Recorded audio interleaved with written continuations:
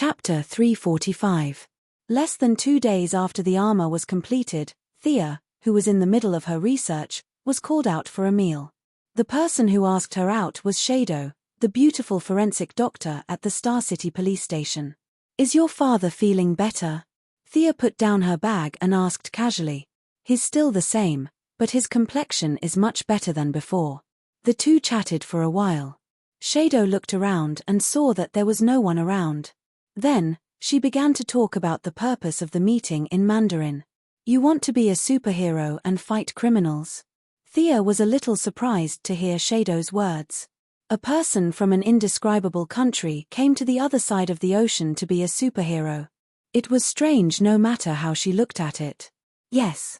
The crime rate in Star City has been increasing recently. Many criminals were arrested but were released due to lack of evidence. "Star City is my home now. I want to help," Shadow said with a serious expression. Thea had heard about this before. Malcolm's departure had created a vacuum in Star City's underworld.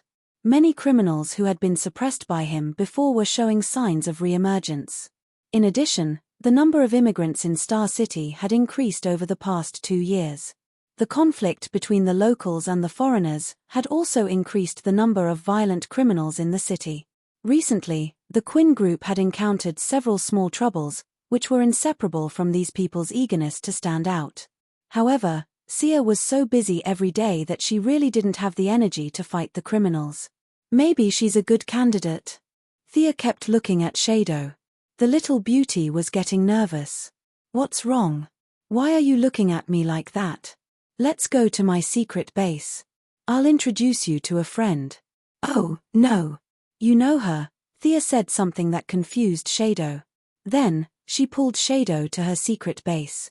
"Miss Felicity Smoker, a computer expert. You should have met her before. She's been my assistant. She's been supporting me. This is Shadow. She wants to be a superhero. I think you should cooperate with her. After all, I'm not in Star City most of the time." The two women knew each other before, but they were not close. Now that they shared some secrets, their relationship skyrocketed. Thea waited for them to chat for a while before asking, "Shadow, how do you want to fight the criminals?" Shadow didn't hesitate at all. "I want to inherit my father's legacy. I'll use the bow and arrow." Her tone was resolute. Thea's eyes twitched as she asked with uncertainty, "Green battle suit?" "Yeah." Thea was completely speechless. Wearing green clothes and using a bow and arrow, wasn't this the Green Arrow appearing in advance? Was she going to call herself Green Arrow Girl? Green is good, green is good. Felicity didn't participate in the conversation, but she couldn't help but join in when she heard the topic of green. She even gave Shadow a knowing smile. Shadow was a little confused by her smile, but the gentle Shadow responded with a smile. "Let me see your skills," Thea said, and threw her a bow and arrow. Shadow fired 10 arrows in a row. She was a little unfamiliar with the first few arrows, but she was able to fully utilize her skills after that. Not bad. Thea gave it some thought. Shadow's archery skills were amazing in the eyes of ordinary people, but in Thea's opinion, her strength, speed, and accuracy weren't enough. Compared to Thea herself, Old Ma, and the future Olivier, she was still lacking. Shadow had a rough understanding of her skills. "Father once said that I'm not strong enough. No matter how much I train, I can only reach this level. Try this on." Thea tossed her a pair of gauntlets. This was a transitional product between mechanical arms and steel armor. It could only increase strength and wasn't of much use to Thea. After development, it had been left to collect dust. Shadow was smart enough to put on the gauntlets. The sudden increase in strength surprised her. She pulled the bow and arrow hard, but the bow snapped with a crack. 1 ton of strength. The gauntlets can be adjusted. Try again. Thea tossed her another bow and arrow. This time, Shadow didn't suddenly exert strength. As a result, she could pull the bowstring to its fullest. The speed of the arrows instantly increased, and all 10 arrows went through the target. Shadow was shocked. She took off the gauntlets and carefully felt the difference in strength. As a member of Thea's team, technological equipment was indispensable. Thea took out the equipment she had worn that day. "Are you afraid of heights?" Thea asked. Shadow shook her head. Was there an archer who was afraid of heights? She jumped on the roof every day. If she was afraid of heights, she wouldn't be able to play. Thea couldn't give her atomized hoverboard. First of all, the color wasn't right. She looked weird in green with a red hoverboard. Second, the hoverboard was bound to Thea's brainwaves, so no one else could use it. Fortunately, their machining skills had improved compared to 4 years ago. Gideon could further optimize the structure, so it wasn't as messy as before. In less than an hour, a new hoverboard was produced. Thea also prepared a Kevlar combat suit for her. They were about the same size, but Shadow was slightly shorter. She was equipped with all kinds of technological arrowheads, basically replicating the equipment Thea used to go to Gotham. Seeing Shadow flying around happily, Thea decided to pour cold water on her. "You're not good at close combat. If you don't want to use guns, you have to improve your close combat skills. Father only taught me archery. Come, attack me. You can only go out and fight criminals when I'm satisfied." Sia's close combat skills were among the best in the world. In her eyes, Yarrow Fei's close combat skills weren't that strong either. As his daughter, Shadow, was even worse. It was impossible to expect her to be able to shock the world, but she should at least be able to fight back. The next few days were spent training Shadow. In the end, Sia dragged Damien into the class as well, as she had no qualms about teaching Shadow. Damien liked the tactic of teleporting to the enemy's side, stabbing the enemy, and then running away. His magic was limited by his mana, so Thea didn't continue teaching him. She could only teach him close combat. It was too troublesome to teach both sides, so she just pulled them together. When introducing names, they couldn't mention Batman's surname. So, Thea used someone else's name when talking about Damien, which made the kid very unhappy. Shadow could only understand that such a young child had to learn martial arts because the United States was too dangerous. Children at the age of 6 had to learn martial arts to protect themselves. Otherwise, they wouldn't be able to survive. The gentle Shadow was quite lethal to the kid, so they got along well. Shadow's basic close combat skills were passed down from the Assassin Alliance, so they learned a lot from each other. Occasionally, Thea would feel lazy and let them practice together after teaching them. The two of them improved quickly. Chapter 346. Shadow had a good foundation, and she was an adult. She picked up all kinds of knowledge, especially some Eastern martial arts, very quickly. Damien's strength was that he had a high starting point. His physical fitness was improving every day. Whether it was Ninja Master, Batman, or Sia, their martial arts could be said to be from the same lineage. They taught him the same path.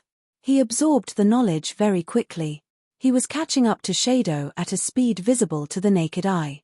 "All right, let's take a break first." Sia interrupted their fight. Shadow seemed to have the upper hand, but Damien had a lot of strange tricks up his sleeves. He could maintain a stalemate for 30 moves, but after 30 moves, he could no longer do so. "Thea, come and take a look," Felicity shouted, interrupting their lesson. Thea was about to reply when her phone rang. She picked it up and saw that it was a call from an old acquaintance, General Ryan. Before she could say anything, the old general on the other end of the line was already shouting, "Please come to the Ministry of National Defense as soon as possible. Now, as soon as possible." With that, the old general hung up. She could hear that the other end of the line was very noisy. It was like a market, with countless people arguing and discussing. "What's going on?" Sia muttered in a low voice. General Ryan's dream of being the Minister of Defense was shattered. Perhaps it was because his reputation for human experimentation was really bad. The new Minister of Defense was General Swanwick, a general who had commanded the American Army in many battles. An unidentified flying object is approaching Earth. The Quinn Corporation's satellites have detected that it has entered the Moon's orbit. Felicity gave the answer. "Aliens are here." Thea's first reaction was that aliens were here to ask for an explanation. She had done a lot of good things recently, such as using the medical pod as a reference and throwing the evil gorilla out to destroy other people's planets. But how was that possible? Thea coughed and told them to watch the house. She put on the yellow light ring and flew to the Ministry of National Defense. There were not many people in the office, but Thea knew them all. The new Minister of National Defense, General Swanwick, General Ryan, Amanda, and the Martian Manhunter, who was disguised as the director of the Supernatural Investigation Bureau. What is it? Everyone in the room knew her identity. Thea took off her mask and asked the new minister sitting at the head of the table. The new minister was a black general. Thea had never spoken to him before. When he opened his mouth, his voice was extremely powerful and straightforward. 5 minutes ago, a spaceship from an extraterrestrial civilization entered the moon's orbit. They asked us to hand over an alien hiding on Earth. I think you're the most knowledgeable person on Earth about aliens. How do you think we should respond? General Swanwick felt a headache coming on. To run into something like this right after taking office was beyond unlucky. Fortunately, he knew Thea and hurriedly asked her to come up with an idea. Thea scratched her head. There were too many aliens on Earth. Which one were you looking for? Don't talk about the ones far away, there's one standing in our house right now. After deliberating over his words, he asked, Mr. Minister, did the other party mention the planet? Does he have a name? The people in the room tried to recall. He didn't mention the planet. He only mentioned that the leader was called General Zod. The one who answered her question was an old acquaintance, Amanda. General Zod. Thea let out a long sigh. He was definitely not here for her. He wanted to ask for the Martian hunter's opinion. However, many important buildings in the Pentagon, including the Heaven's Eye Society, were equipped with anti-clairvoyance and anti-mind control technology. Her telepathy was completely ineffective here. After thinking for a while, it seemed that there was nothing she couldn't say. I've heard of General Zod's name. He should be a Kryptonian. Krypton is 271,000 light-years away from Earth. Their planet exploded more than 30 years ago. Some say it was the end of the planet's lifespan. Some say it was the invasion of advanced artificial intelligence. Thea was counting on her fingers to calculate the reasons for Krypton's destruction. The Black Minister quickly interrupted her. He didn't care who blew up the planet. He only wanted to know how powerful the enemy was.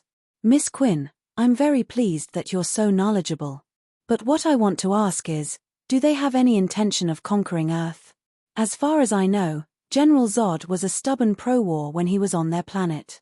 He had destroyed many civilized planets and believed in the law of the jungle. He was a veteran who was good at war. Thea didn't hide anything and told him everything she knew. General Swanwick's heart sank when he heard that. He had dealt with the Iraqis and Afghans by following the law of the jungle. If he put himself in their shoes, it wouldn't be difficult to guess what they were thinking. His mind was in a mess, but he still pretended to be calm. Can you negotiate with them? I don't expect any results, but at least we can express our wishes. Thea pursed her lips. What wishes? Isn't it just surrender? She pretended to be righteous and said, I'm willing to go, but you'd better come with me. I can only act as a driver and translator. I can't represent the country. F***ck. What you said made sense. The high-ranking officials in this room usually represented this and that, but when it was time for them to represent the country, they all shrank back. What a joke. Why would they go to an alien spaceship to negotiate? Even their ashes wouldn't come back. The people who usually bragged about how powerful they were all speechless. They all lowered their heads, afraid that they would be called to die. General Swanwick also had a headache. The president was hiding in the basement, and he had full authority to deal with the outside world. He also had to command the scene, so he shouldn't go. He looked around, and no one dared to look at him.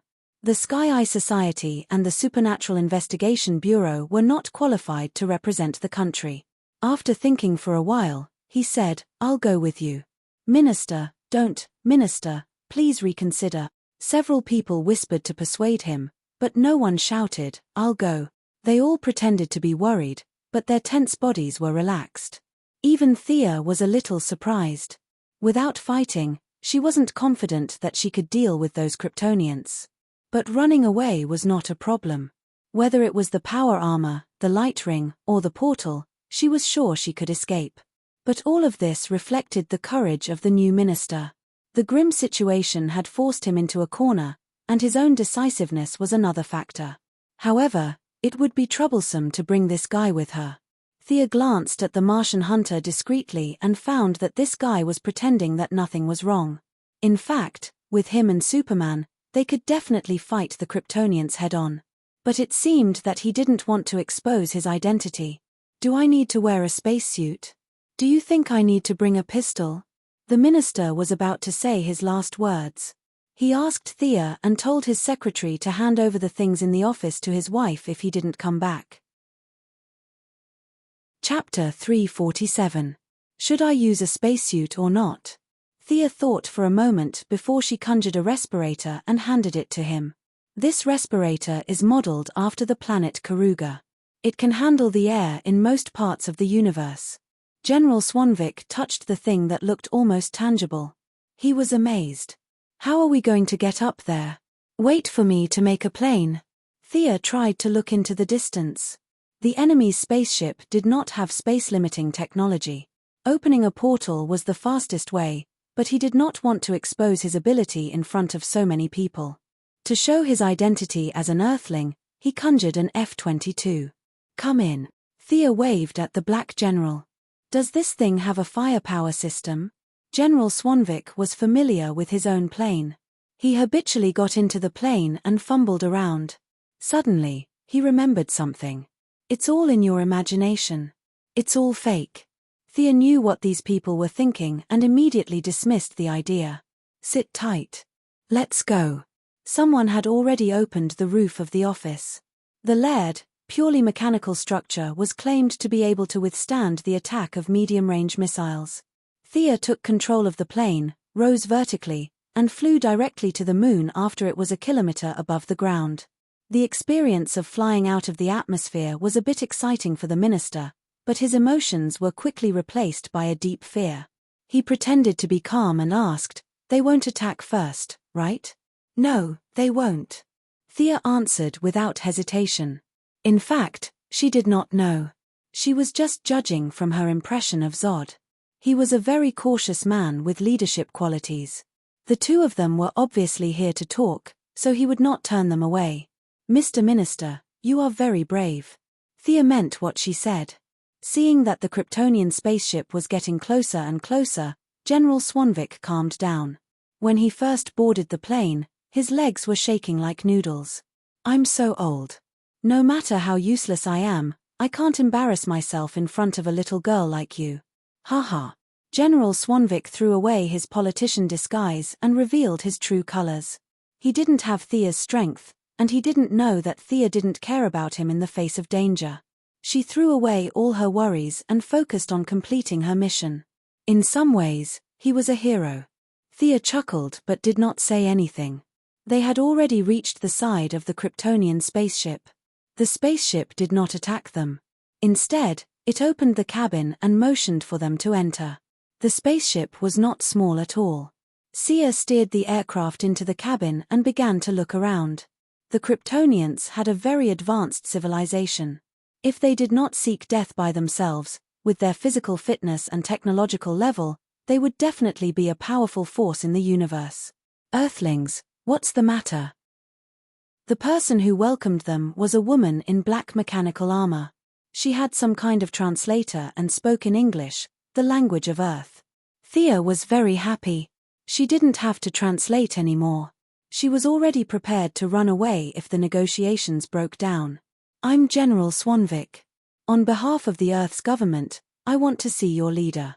Now that the communication was smooth, General Swanvik started to shake. He waved his arms and spoke in a firm tone, showing his determination and conviction. The woman in black armor seemed to be communicating with the spaceship through some kind of communication device. "Wait here." After that, she didn't leave.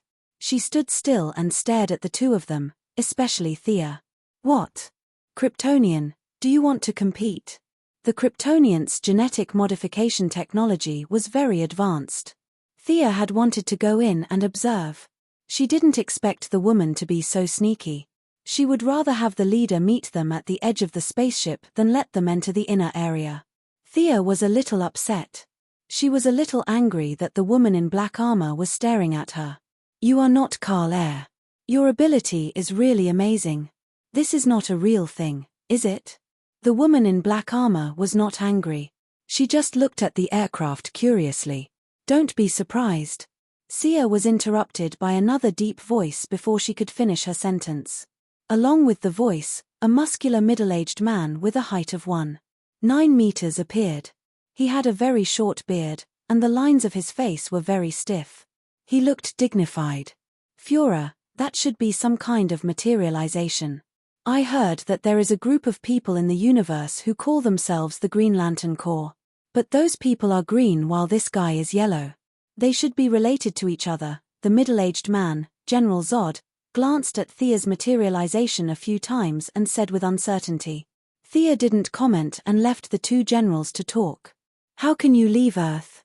General Swanvik was a little weak, but he still mustered up the courage to ask. "Find Carl Air and the central grimoire that was stolen years ago." Zod was much calmer. It was as if he was narrating a trivial matter that had nothing to do with him. "What grimoire?" General Swanvik didn't understand the term. His intuition told him that it was some kind of black technology that even the aliens valued. However, Zod wasn't going to explain it to him. The Black Minister could only look at Thea. Thea saw his expression and knew that he had misunderstood. She explained, "It's similar to our human genetic map. Many aliens have it." "Oh." General Swanvik lost interest the moment he heard about the genetic map. At first, Zod was also wondering how an Earthling knew about their grimoire.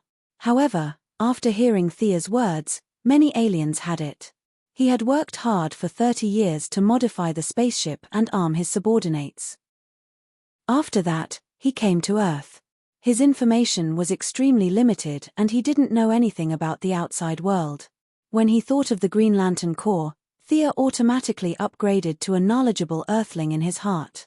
The two of them let go of the grimoire. "If we give you the people and the grimoire, will you leave Earth?" This was the thing that General Swanvik was most concerned about. "I'll leave once I get what I want. I swear to Rao," Zod said seriously.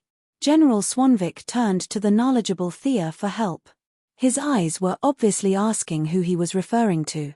"Ah, it's the god they believe in." Thea was also confused. What kind of deity was this Kryptonian god or Martian god?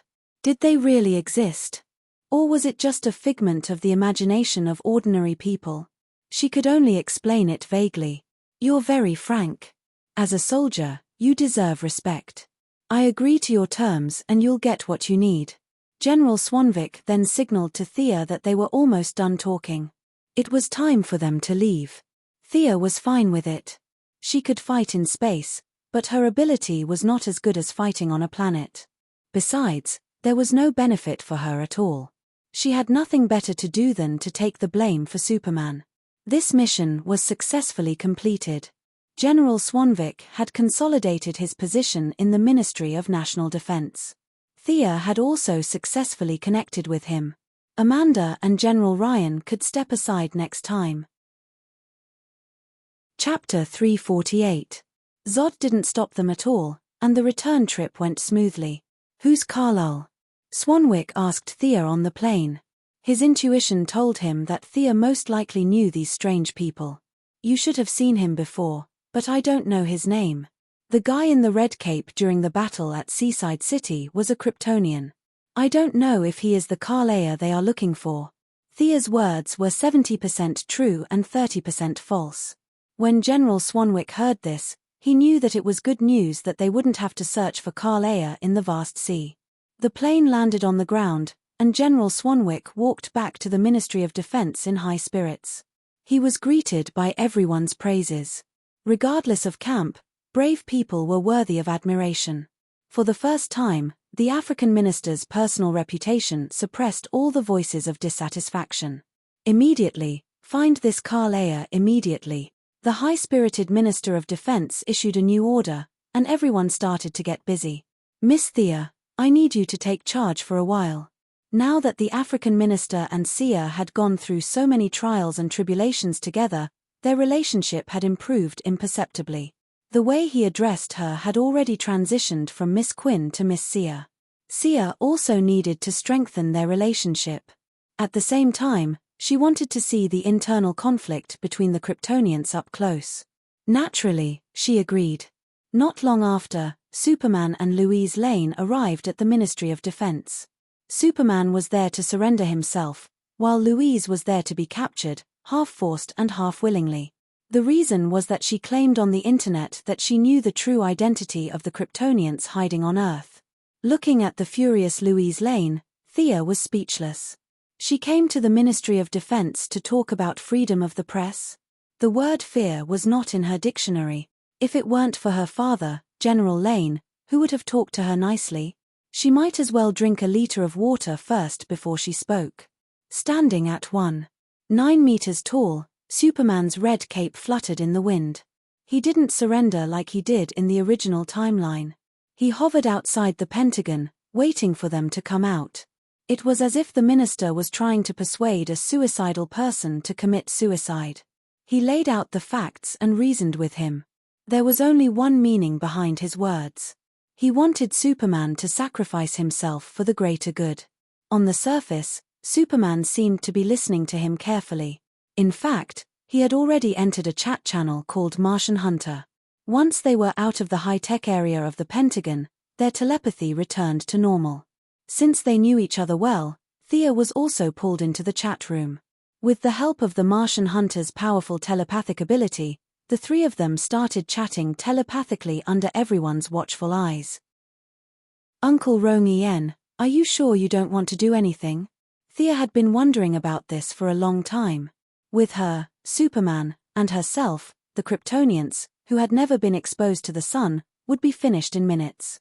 The Martian Hunter's tone was firm. "I want to protect Earth as an Earthling. I won't do anything unless I have no other choice. What kind of situation is considered as a last resort? When this Kryptonian and all of you are dead?" Thea rolled her eyes.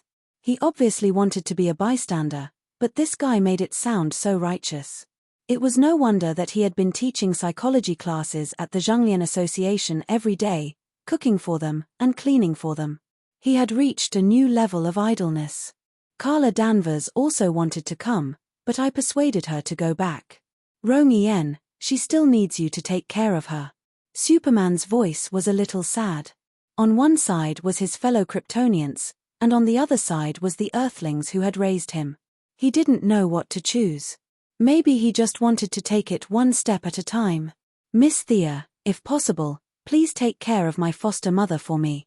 Seeing that he was saying his last words, Thea had to nod and agree. His mother must be that peasant woman. Her name was something like Martha. Superman looked like he was going to the execution ground as he ended the conversation between the three of them. While he was being lovey-dovey with Louise Ryan, he didn't know that his future father-in-law, General Ryan, was among the onlookers. Although he was curious as to who this old man was, this wasn't a game, and his character didn't have a name above his head. Plus, he had too many things on his mind right now, so he didn't pay much attention to it. He let go of Louise Ryan and flew towards General Zod's spaceship. "Is this the end of the matter?" the African minister asked Thea in a low voice as he asked everyone to go back to work. "Should be." Thea laughed secretly. This was only the beginning. But in order not to hurt them, she told a white lie. "Where is the grimoire that they want?" The African minister suddenly remembered this. Thea shook her head, indicating that she didn't know. However, the minister reminded her that the Kryptonians' biotechnology was at the peak of perfection. The genetic makeup of their people had reached a perfect level. From a certain point of view, they were man-made gods. Superman's father injected the genetic map into Superman's blood and combined it with the device on the Kryptonian spaceship. Both the blood and the device were indispensable. In the original time, Zod was so sad when his spaceship was destroyed by Superman. He felt that the hope of Krypton had been destroyed. Maybe she should make a copy of this data in advance. Their genetic technology was not very useful to her. But even if it couldn't help her, It would still be beneficial to Moira, Malcolm, and the others. But these things could only be done secretly. She couldn't let these politicians know. Thea was secretly planning her plan. Time was also slowly moving forward. "Sir, 2 small spaceships have entered the atmosphere," a lieutenant reported. "Calculate their landing point," General Swanvik hurriedly asked.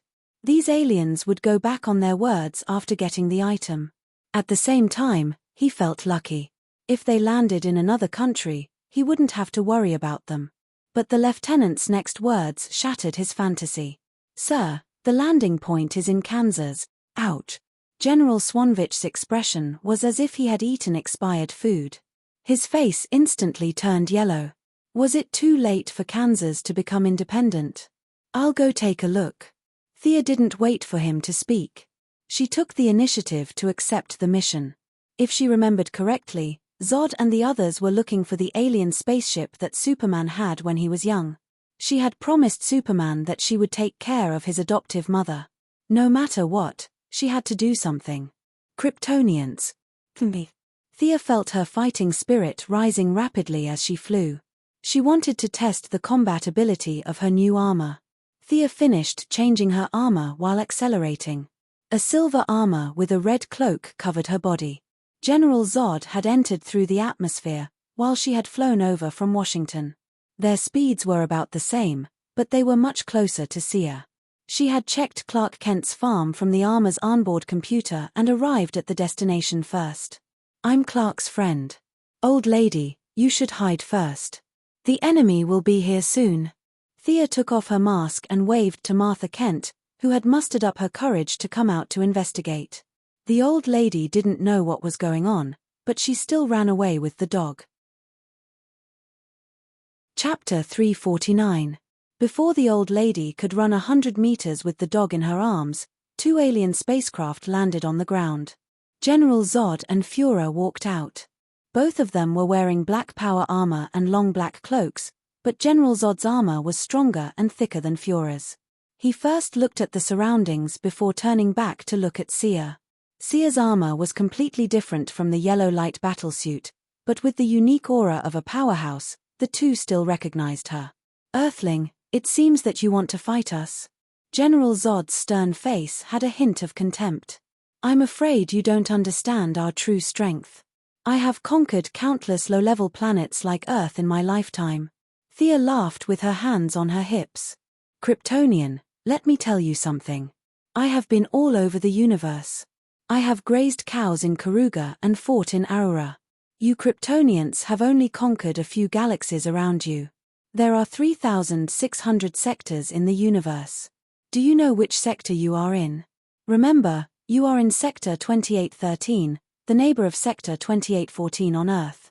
Next time someone asks you, you can answer him loudly. Haha." After that, she looked at General Zod as if he was a country bumpkin. "What the F***CK? General Zod's face darkened. He was half angry and half ashamed. The Kryptonians had always thought that their civilization was advanced. Every time they conquered other planets, they looked at the local natives as if they were mentally retarded. Now that the situation had been reversed, General Zod felt extremely uncomfortable. He felt like he had just been F***ked up. However, he did not have the words to refute because he was not sure if Thea was telling the truth.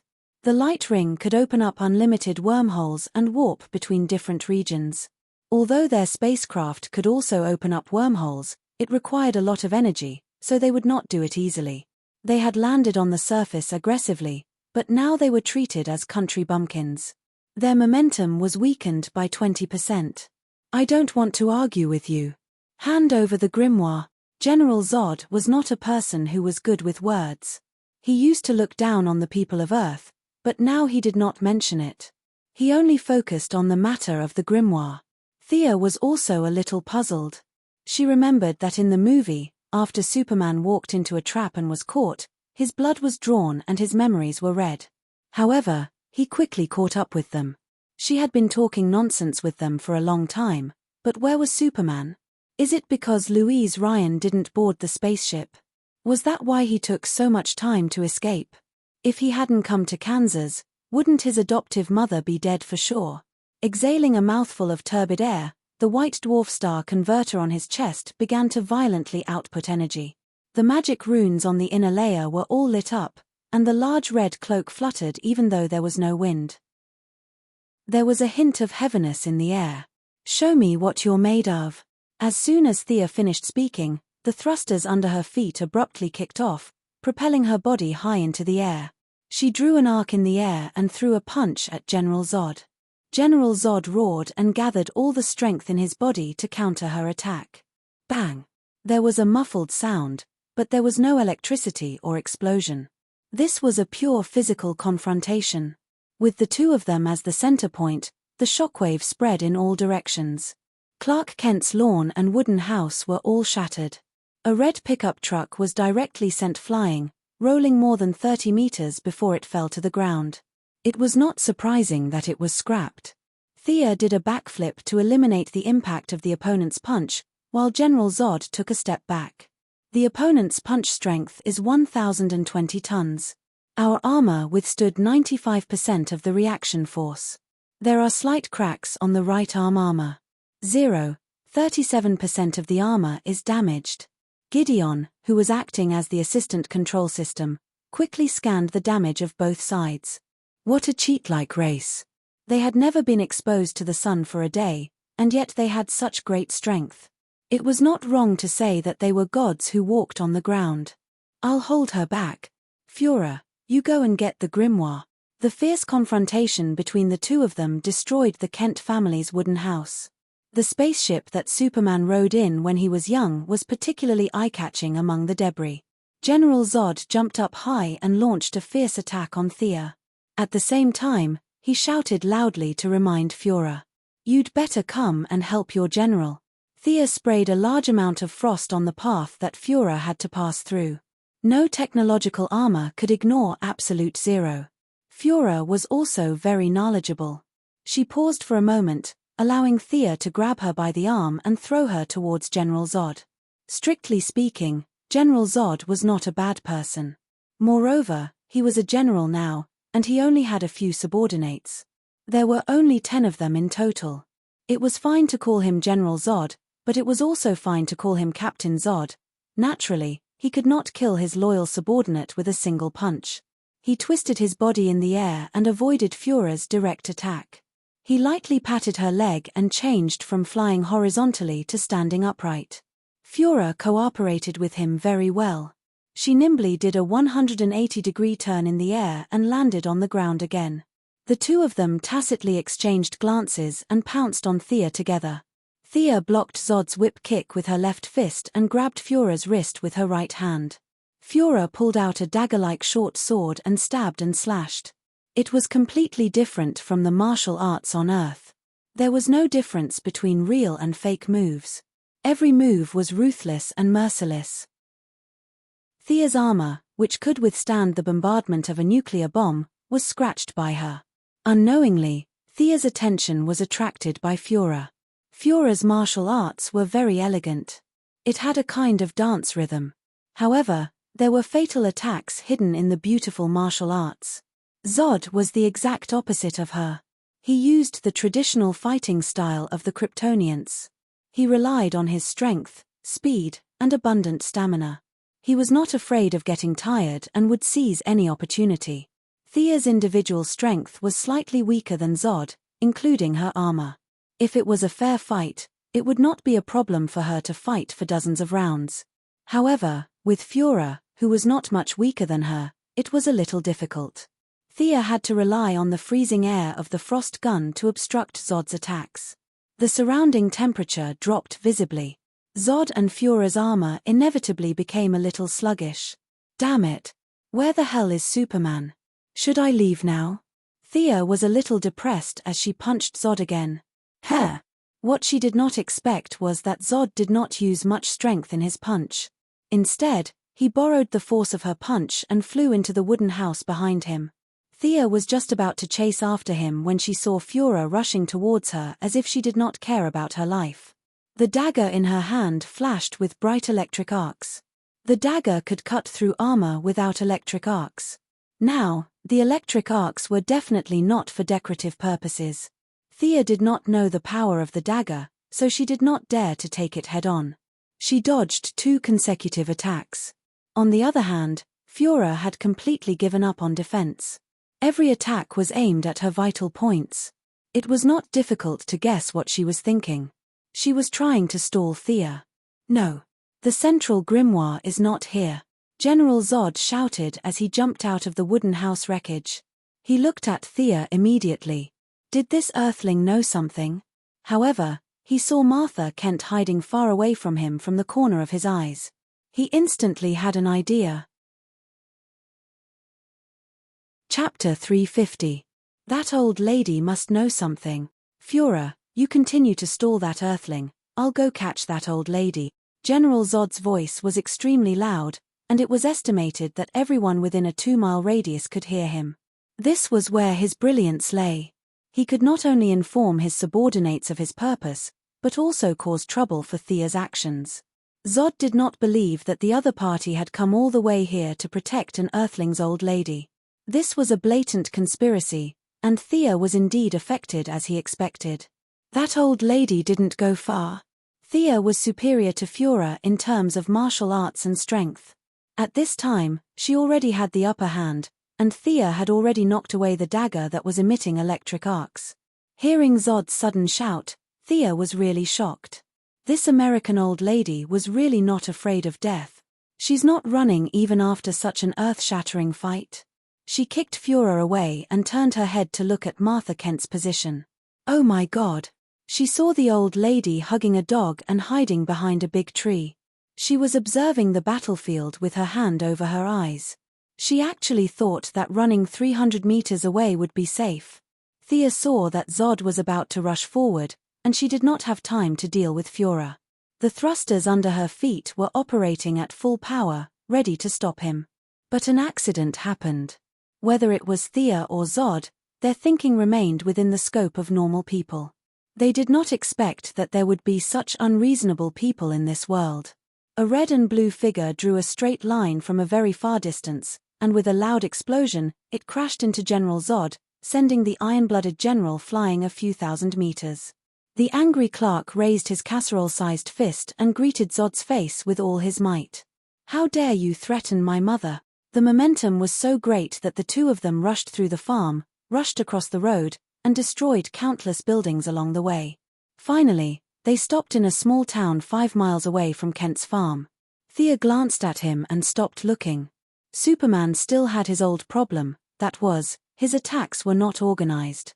Zod's martial arts skills were much better than Superman's, but he could only barely hold on under the furious Superman's punches. His hood was quickly broken, and the moment his skin came into contact with the sunlight, his supersensory ability was activated.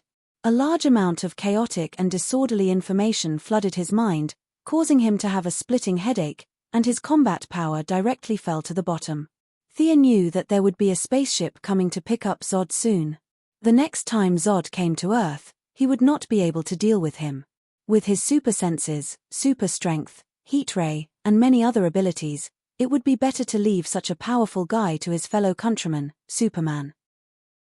Heh, your general was sent flying. Looks like his strength isn't that great. Come and be my subordinate. I admire your ability. Fiora, who was kicked, stood up shakily. After being suppressed by Thea for so long, her armor was severely damaged. It was just that it didn't break. T. In the face of Thea's brazen surrender, Fiora was furious. She did not have supervision now, but Zod was beaten up by Superman, and his vital signs were rapidly decreasing. She knew that there were spaceships coming to support him. Although she was cursing, there was still a shadow in her heart. Could it be that the invincible general had been defeated? Thea, who was good at brainwashing people, felt a slight change in her.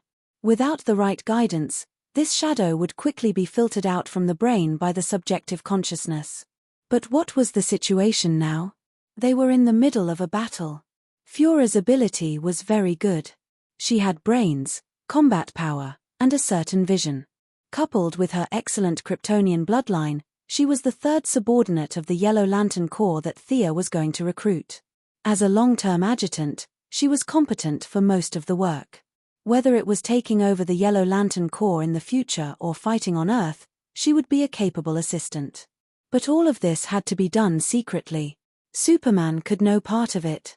After all, they were compatriots, but the US government must not know about it.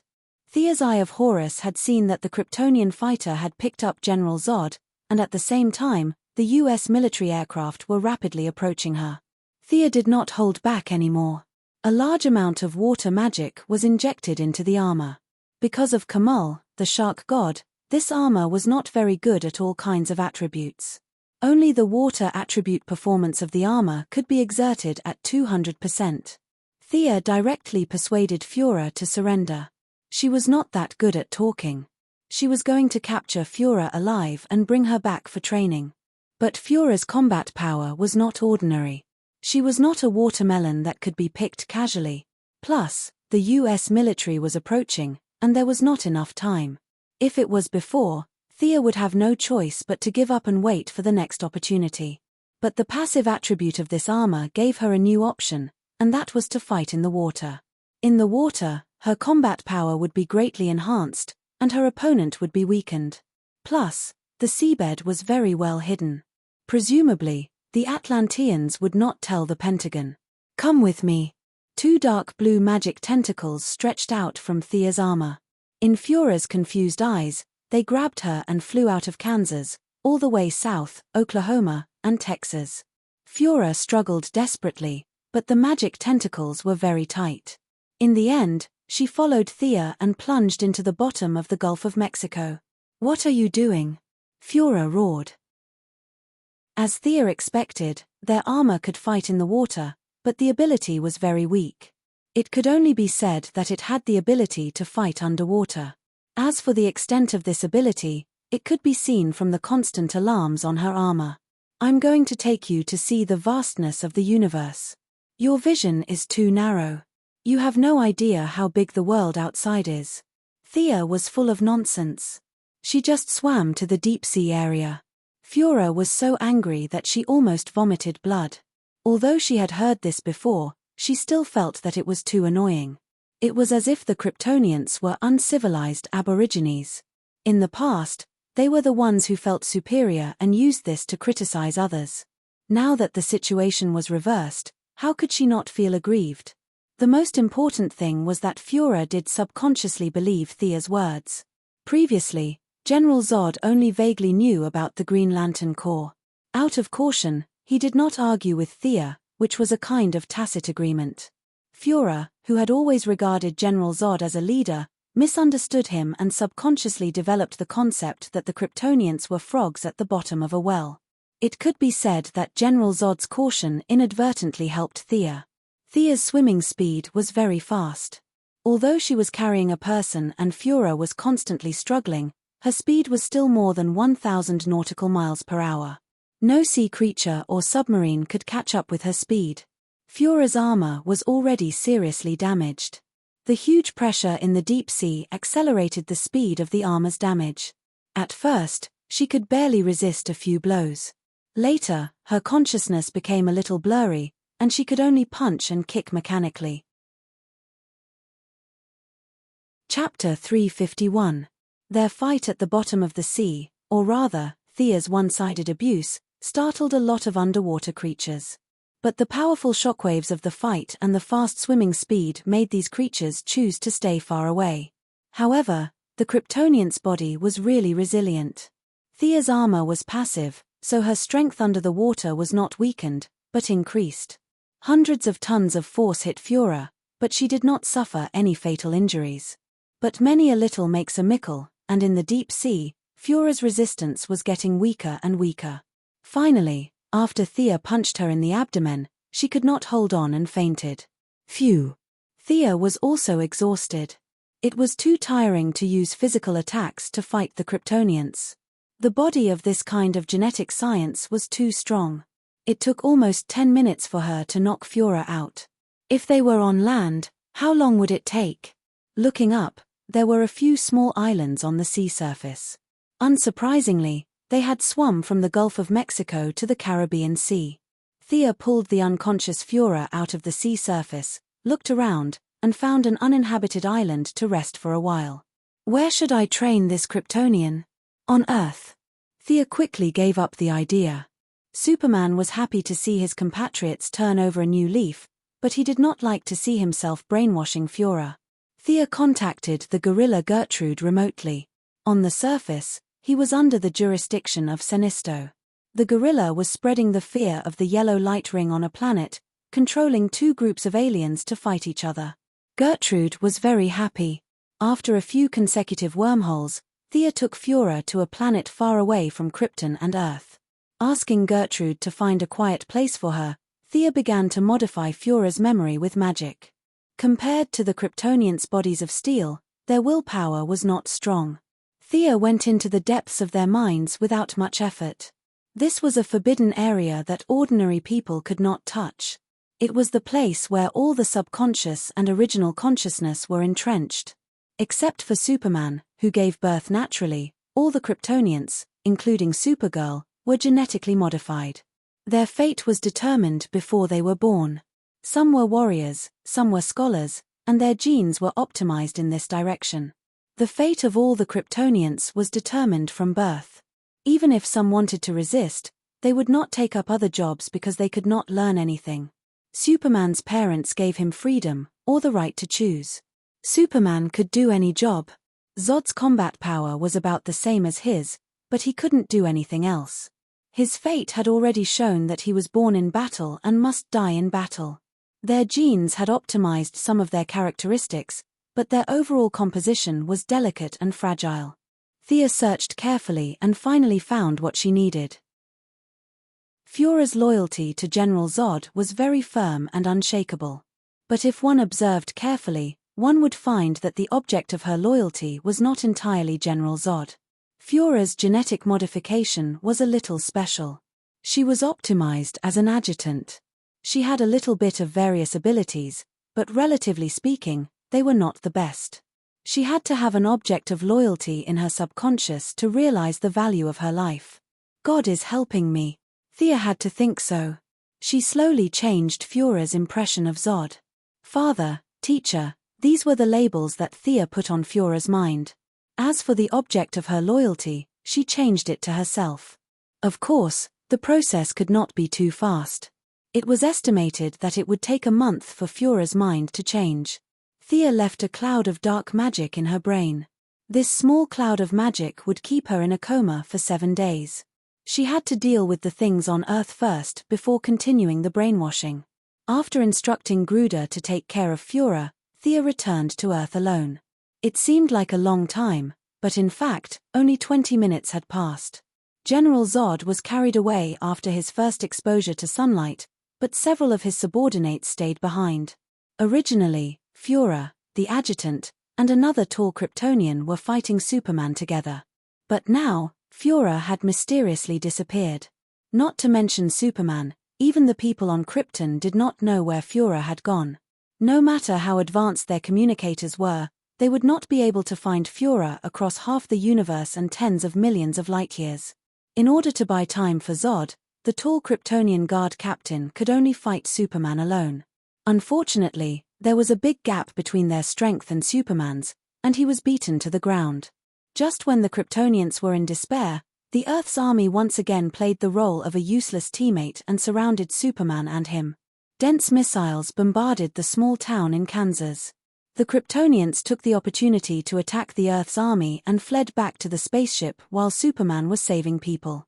Clark did not chase after them, as he did not know what to do with his compatriots. With his behavior of repaying evil with good and his strong, sunny face, he had established a relationship with the leading colonel and officially earned the title of Superman. Thea observed this scene from outside the atmosphere. Superman and Superman looked at each other from dozens of kilometers away. Superman nodded slightly, grateful that she had saved his mother. Nothing serious happened on Earth. Thea looked at the Kryptonian spaceship again. The Kryptonians were very experienced in combat. They used special means to block all the satellites on Earth. The Department of Defense was blind at this time.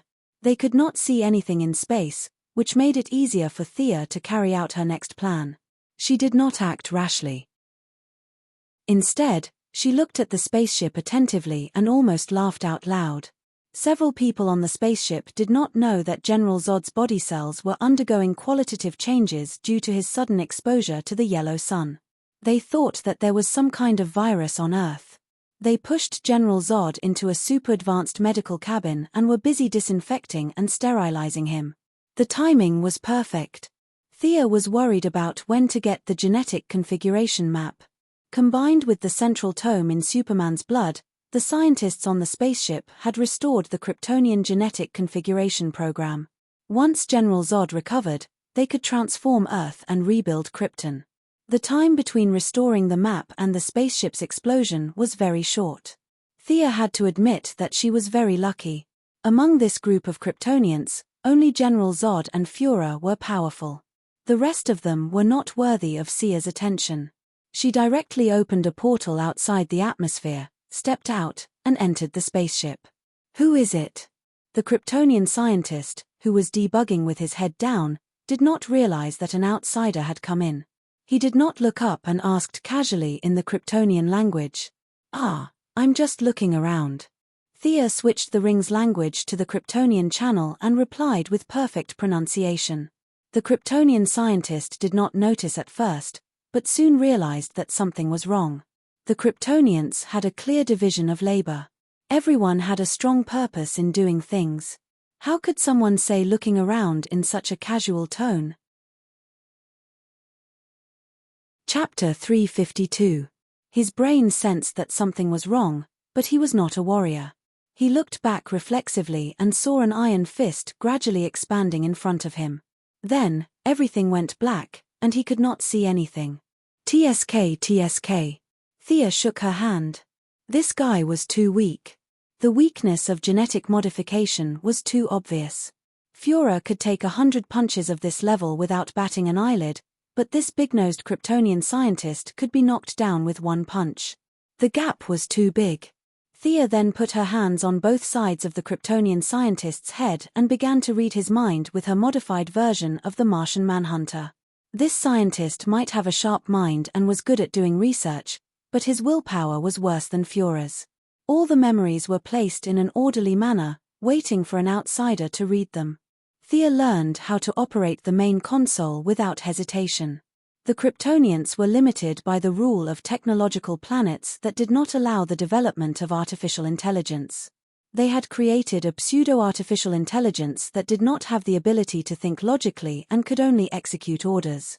Thea took out the communication interface of the power armor and used the authority of the Kryptonian scientist to turn off the pseudo-artificial intelligence on the spaceship.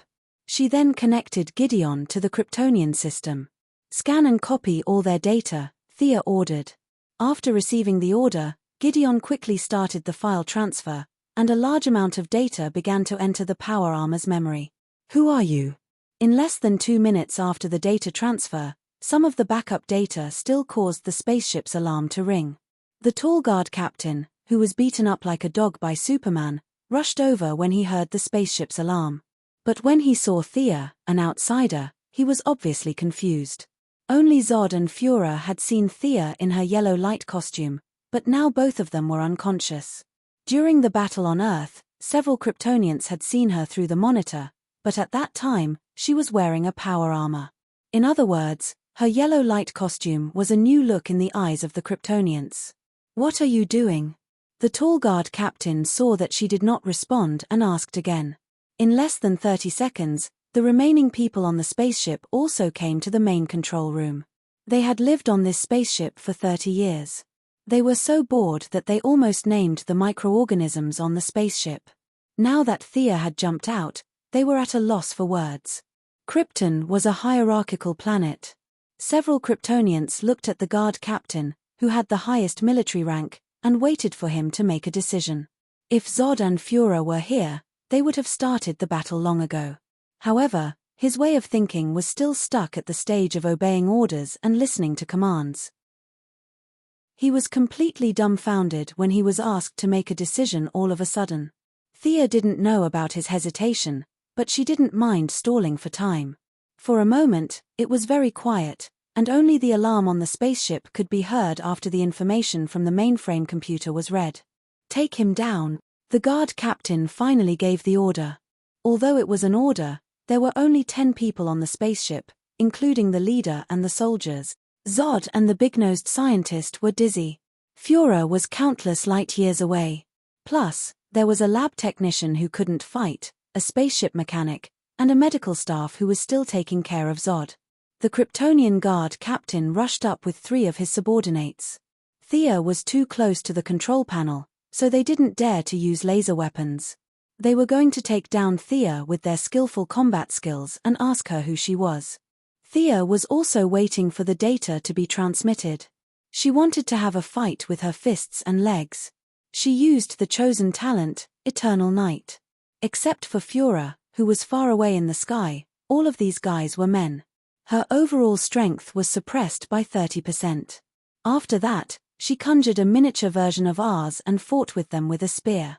In outer space, there was no need to worry about Diana's feelings.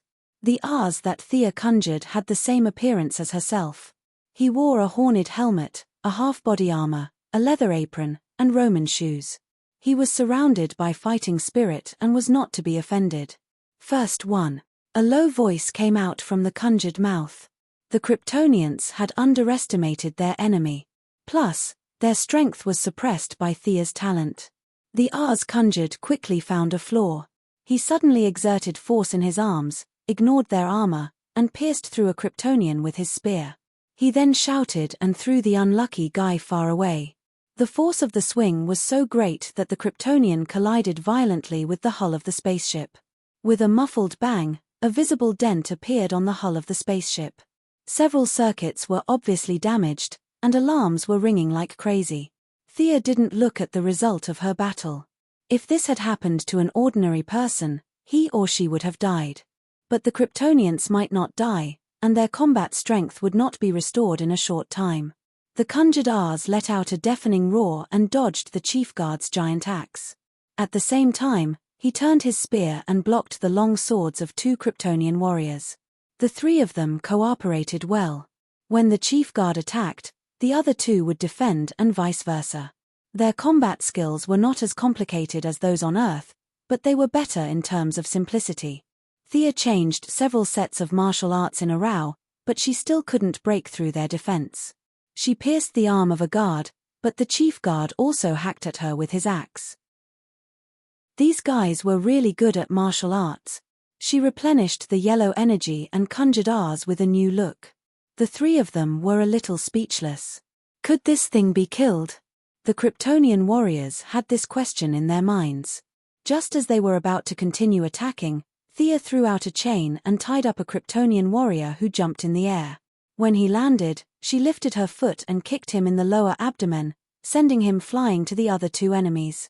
The 2 of them quickly put away their weapons and hurried to pick up their companions. After fighting for so long, Thea could see that the Kryptonians were very close to each other. She just wanted to buy time to copy the data, not kill them. Thea had always valued knowledge. This spaceship was modified from a Kryptonian prison, and after 30 years of hard work, there were many more spaceships in the universe that were more advanced than this one. She conjured Diana's lasso and tied up 2 non-combatants who were watching the fight. She shook her wrist and threw the lasso at the chief guard. "They are not combatants," the chief guard roared and went to pick up his companions. Thea didn't care whether they were combatants or not.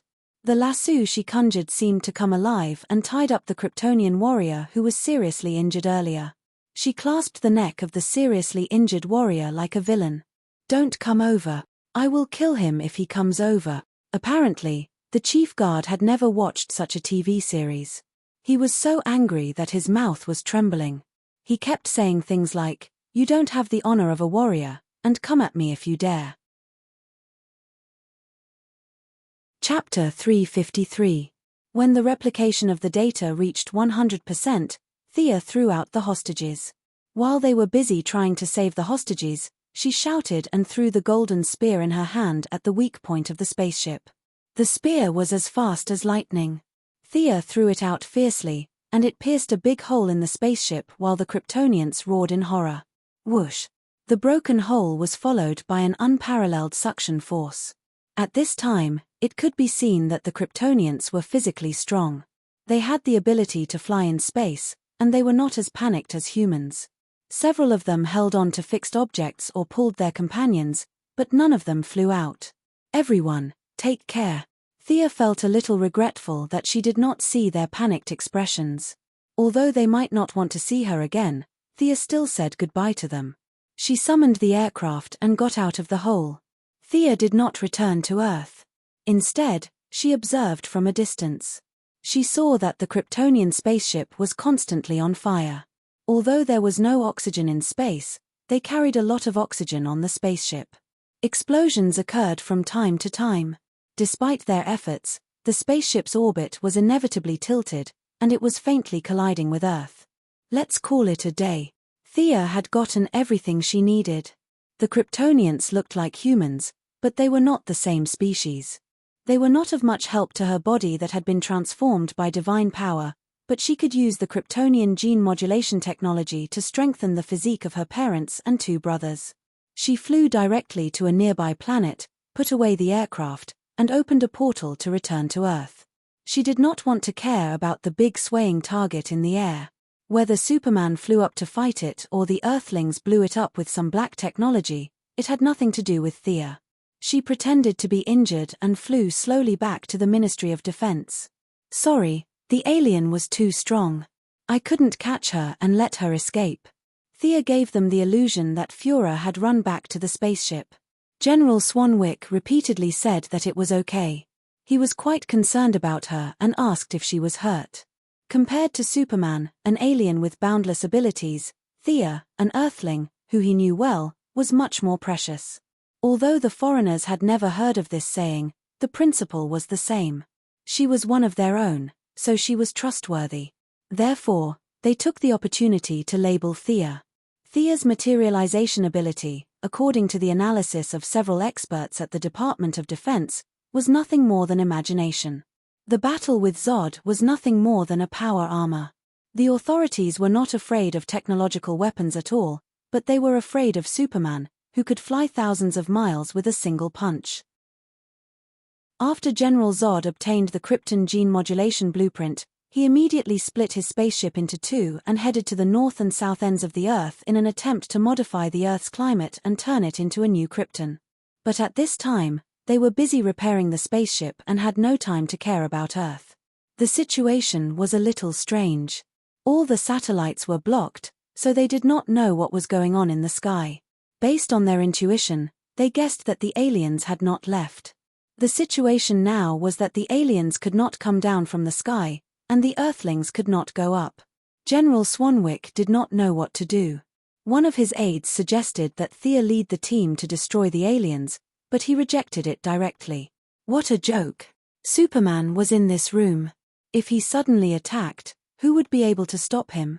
Although in the minister's mind, 3 to 5 Thea together could not defeat Superman, she could at least stop him. Fortunately, Superman and Louise Ryan shared their feelings and kissed on the spot. The guilt in his heart for raising his fist at his compatriot dissipated a lot. Because his attention was on Louise, he did not see the scene when Thea destroyed the spaceship. Now that the Kryptonians had repaired the spaceship, he did not notice anything strange. I'm going to end everything.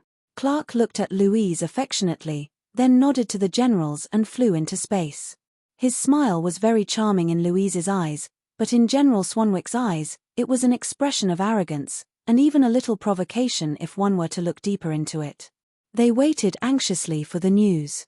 After a while, a guard ran in quickly. General, the satellite signal has been restored. Everyone, including Thea, breathed a sigh of relief. The Quinn family also had satellites in the sky. Although they did not have as many as Luthor and Batman, there were still more than a dozen. If all of them were destroyed, the loss would be great. 7 or 8 military satellites immediately transmitted signals to the minister's office.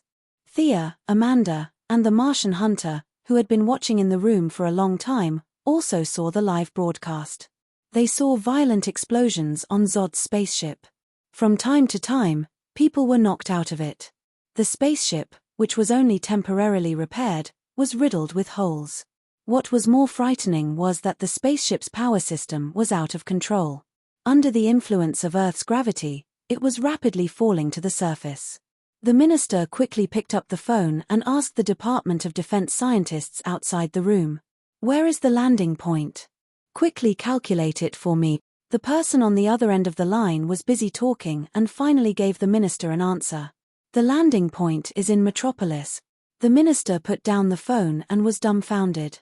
Everyone in the room was also dumbfounded. The Martian hunter hesitated for a moment but stopped in her tracks because Thea had jumped out. "I'll rush over immediately. My employees are all there." After saying that, she flew out of the office without greeting them. "It's too late. It's falling too quickly." The minister wanted to stop her, but before he could finish, Thea had already disappeared. Thea had only used half of her speed throughout the journey. On one hand, it showed that she had not recovered from her injuries. On the other hand, she was the one who had directed this scene.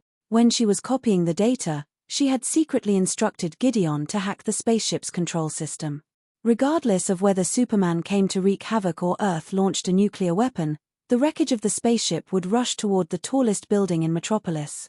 Lex Luthor's Building L. Gideon had calculated 2,239 possibilities for the spaceship to be damaged and had arranged 551 alternatives.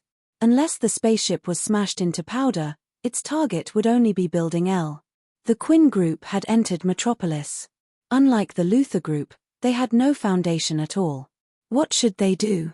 Thea's idea was to increase her reputation. She would not expose her ability to stop the spaceship from crashing in front of the public. Instead, she was prepared to use her original identity to provide disaster relief. If the group's reputation grew, her reputation would naturally rise. If there was no place to stay, the Quinn Group would build a house for them. If they were injured, they could lie in the medical cabin and be done with it in 10 minutes. If there was no food or drink, the former Merlin shipping department would send them a large amount of food and drinking water. These were all free. In a few days, when the Quinn Group's new headquarters was set up in Metropolis, the citizens would welcome them with food and drink. Chapter 354. Zod's spaceship crashed very quickly. Not long after Thea flew out of Washington, she saw the Kryptonian spaceship slamming into Lex Luthor's building. Thea even deliberately used the Eye of Horus to observe Luthor's expression. Disaster came from the sky when one was at home. Normal people would have been stunned, but Luthor, one of DC's 3 most popular villains, reacted very quickly. Sensing that something was wrong, he left his secretary, who was reporting to him, and flew up. His shoulder smashed through the floor-to-ceiling glass, and in mid-air, he pressed a switch on his watch. A pair of green hang gliders bulged out from the back of his belt. Luthor glanced at the trajectory of the spaceship, which glided in the opposite direction. Chimph, he's lucky. Thea and Luthor were competitors now, and many people knew that. Her identity as a superhuman restricted her from using illegal means to deal with Luthor. Although Luthor didn't know her ability, he had a lot of black technology in his hands. He was also restricted by the rules and couldn't use these lethal means to deal with Thea. Their respective abilities limited them, and they could only fight in a small area. Unless one of them had the ability to crush the world and ignore all the rules, the fight would last for a long time. Today's spaceship crash was an outside trick, and in the eyes of outsiders, it was an irresistible factor. Unfortunately, Luthor was too decisive. He left his secretary and bodyguard behind and jumped down from the 100-story building. He didn't have superpowers. If the glider malfunctioned, there was a 1000% chance that he would fall to his death, and it would be the most tragic kind. But this man's decisiveness was unparalleled. He didn't hesitate to make the choice to save his life. His subordinates, his employees, they were all abandoned. Unlike the old lady in Kansas who loved to watch the fun, Luthor's hang glider flew straight to the roof of a building, climbed onto a helicopter parked there, and chose to leave the city directly. Thea flew forward slowly. When she arrived at the Metropolis, the formerly prosperous city was like purgatory on Earth. General Zod's spaceship crashed into the Luthor building at a 45-degree angle. This landmark of the Metropolis was directly cut in half. After that, the spaceship continued to roll on the ground for thousands of meters, destroying all kinds of houses and buildings. In the end, the spaceship exploded into two pieces with a deafening boom. All the Kryptonians in the spaceship were killed. Only Superman, who could not be killed, and Zod, who could absorb the yellow sunlight, survived. Thea was speechless as she looked at the furious General Zod, who was having a good time with Superman. Back then, Superman's adoptive father, Jonathan Kent, would rather die in order to save a dog than allow Superman to use his superpowers to save him. If he saw this scene today, he would probably feel that his death was not worth it, right? It was hard to understand why this Kansas farmer made such a decision. He might have hoped that Superman would live out his life as an ordinary person, but the arrangement of fate was not something he could control. Superman still went against his wishes and walked in front of everyone, taking the most important step in the eyes of the world. The Metropolis Library, the Food Center, the Art Center, and other buildings were reduced to ruins during the fight between the two. In the end, in the struggle between the two, Zod used the lives of humans as a bargaining chip and threatened Superman to make a choice. Superman had no choice but to follow his heart and become an Earthling, killing General Zod. Seeing the end of the fight, Thea knew that it was time for her to enter the scene. She found an empty room, changed back into her clothes, took out her mobile phone, and began to arrange the disaster relief mission. Although the CEOs of the group felt that it was a bit strange to go to the metropolis for disaster relief, they did not refuse. These CEOs were all employees, and the disaster relief cost was not their own money. They could earn a good reputation if they contributed their own efforts and gave instructions on the spot. Why would they not go? All of them went. A large group of people took the group's Airbus to the metropolis. What? Miss Thea, you went to the metropolis? After receiving Thea's call, Digger was completely dumbfounded. He was still looking for someone in Star City, but his employer had gone to another city. He did not know what to say. Although he was a little dissatisfied, Thea asked him to lead a team to save people. For John Digger, who was full of a sense of justice, this was a mission full of honor. He had no reason to refuse. Thea instructed Digger to bring out the hundreds of bodyguards he had recruited. This group of young and strong people was the main force of the disaster relief. After that, she contacted Bruce Wayne and Lucius Fox in Gotham, hoping that the Wayne group would also help. In the original space-time, Batman inexplicably went to the metropolis to save the injured because his Wayne building was also in the metropolis. But in this space-time, because of Thea's participation, things took a turn. The merger of the Wayne Merlins and the news of the new headquarters being located in the metropolis made the Wayne Group give up on the strategic deployment of advancing into the metropolis. They chose to wait and see, and even had thoughts of benefiting from the conflict between the Snipe and the Clam. At this time, Bat was watching TV with Fu at home. After receiving Thea's call, although Batman was a little dissatisfied with Superman's unscrupulous fighting, nothing had happened to his people, so he naturally would not hate Superman so much. He expressed his support for Thea's wish to help with the disaster relief. As for him personally going to the disaster relief, he did not have the time because the clown had run away again. Jason Todd, who had become the second-generation Robin, was working hard to track down clues. After watching the live broadcast of the metropolis, he still had to catch the clown. Lucius Fox's relationship with Thea was naturally a little cold because the Wayne Group had been snatching the Wayne Group's business recently, but he also said that he would send people to participate. Thea went directly to the Wayne Group's stronghold in the metropolis. Luthor was in the north, Wayne was in the south, and the spaceship landed in the Luthor building in the north. Naturally, the battle site was also in that area. The south was affected, but the losses were not great. She found the person in charge of the scene and explained her purpose. The person in charge had no objection. After all, it was Thea who paid for it. Many of their employees were locals of the metropolis, so there was nothing to say about helping with the disaster relief. Many people took all kinds of tools and started to follow Thea to save people. Little friend, be good. Follow this uncle to the side and rest. We will save your mother, madam, don't worry. Your husband's injury has stopped bleeding. Our medical cabin will arrive soon. This kind of injury can be treated very quickly. Your boyfriend is still down there? Okay, you go to the side and rest first. We will save him. Thea kept searching for survivors in the rubble. She did not use the Eye of Horus. She only relied on the thermal imaging equipment of the Wayne Group to rescue many trapped citizens. Now that she had been on many television interviews, she was also a celebrity. Even if there were people who did not know her, they would know who she was after being introduced by the people around her. She was a good person. It was rare to see such a conscientious capitalist. People had a herd mentality. More and more citizens gathered around her. Chapter 355. Everyone worked together to speed up the rescue operation. Digger and his bodyguards also arrived at the scene. They all wanted to show off in front of their new boss, so they fought to be the first to join the rescue operation. The team gradually moved from the South City to the North City. Many hot-blooded citizens who were not injured also automatically followed Sia's team. After all, Sia's team was very capable and had a large number of people. They could even be said to be the only rescue force in the city. Please, God, can someone help me?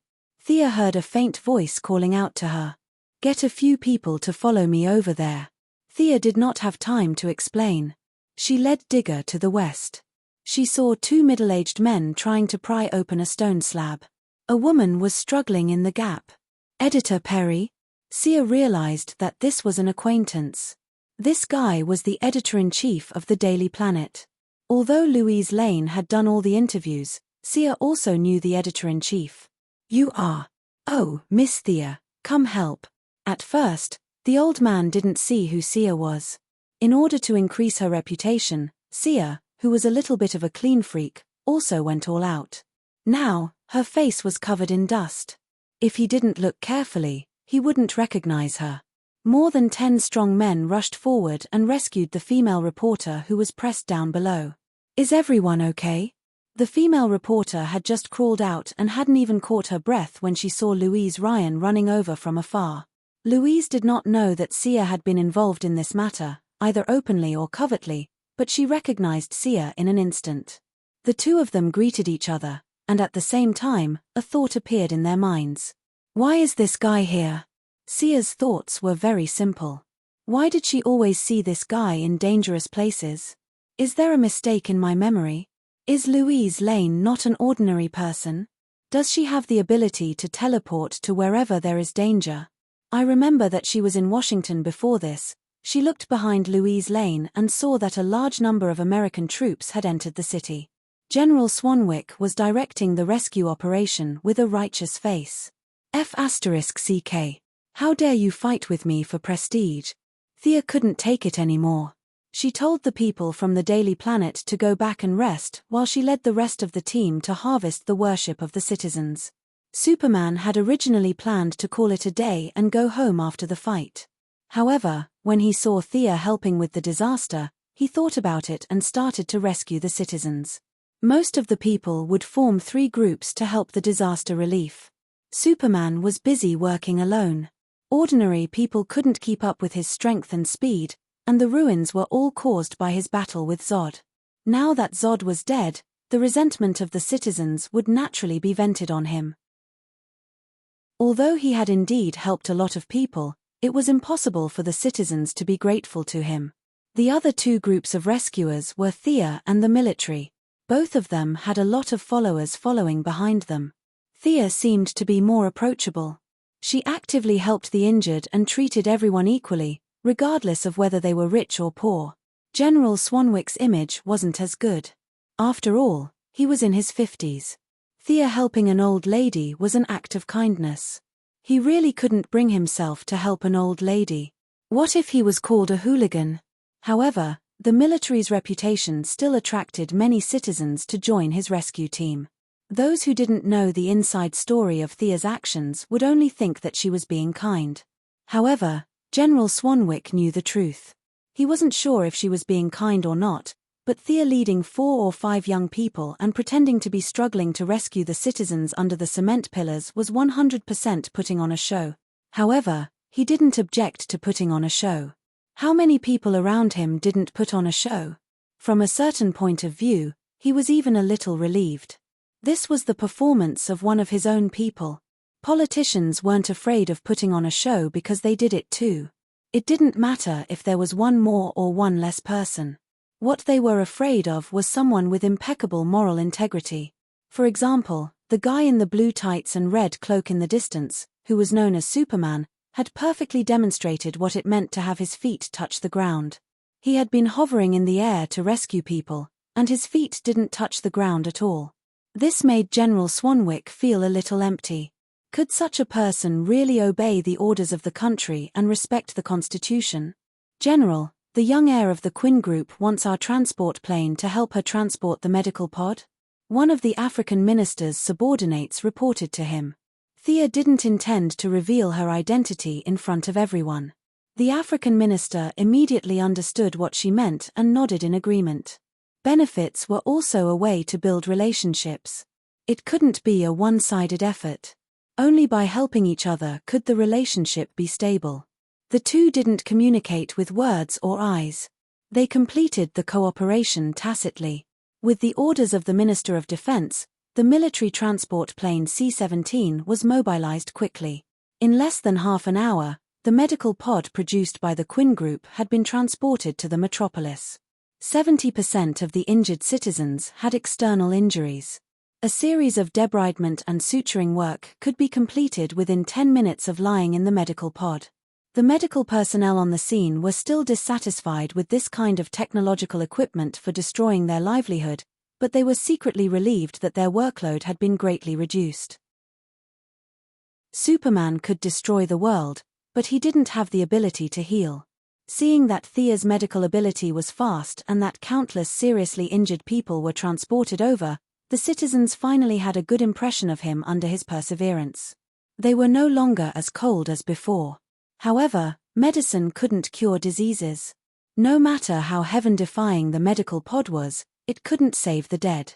When the rescue team arrived at the ruins of the former Luther building, a large number of the dead were transported out. The impact was swift and violent. Many people were not as decisive as Luther and were directly buried under hundreds of tons of rubble. Superman didn't know that his ability was strongly feared by the military. With the combination of X-ray vision and super strength, although most of the buried people were dead, he still rescued a few seriously injured people. Chairman, we found Mr. Luther's secretary. She's seriously injured. A senior executive whispered to Thea. Thea had already seen the secretary sent out by Superman, Mercy Graves. This woman was not only Luther's secretary, but also his bodyguard. She was extremely skilled and could even exchange a few blows with Death Knell. She was loyal to Luther. The only pity was that her name wasn't good. Mercy. Mercy. Whether it was the original space-time or the present, she had been ruthlessly abandoned by Luther. The secretary sent out by Superman was seriously injured. Her usually cold and delicate face was a little distorted. Although her reaction wasn't bad, she didn't have the technological equipment. The impact was too fast. She relied on her superb skills to avoid fatal injuries. However, falling from a height of hundreds of meters still put her body in a state of near death. Both of her legs were fractured and her organs were severely damaged. With the current medical conditions, it would take a miracle for her to recover. Save her. Thea glanced coldly at the senior executive who wanted to offer advice and stopped him from speaking. Near evening, the construction team of the Quinn Group arrived and built simple houses for all the homeless people to live in. Chapter 356. After taking a stroll outside and finding that the metropolis was safe, Luther and the president, who had been hiding in the basement, also sent a special envoy. The two groups of people arrived at the metropolis at the same time. Before the special envoy could make a passionate speech, he was stopped by Luther, who had arrived one step ahead of him. What did you say? Ask the government to compensate your building and employees' pensions. Mr. Luther, are you sure you're not overly shocked?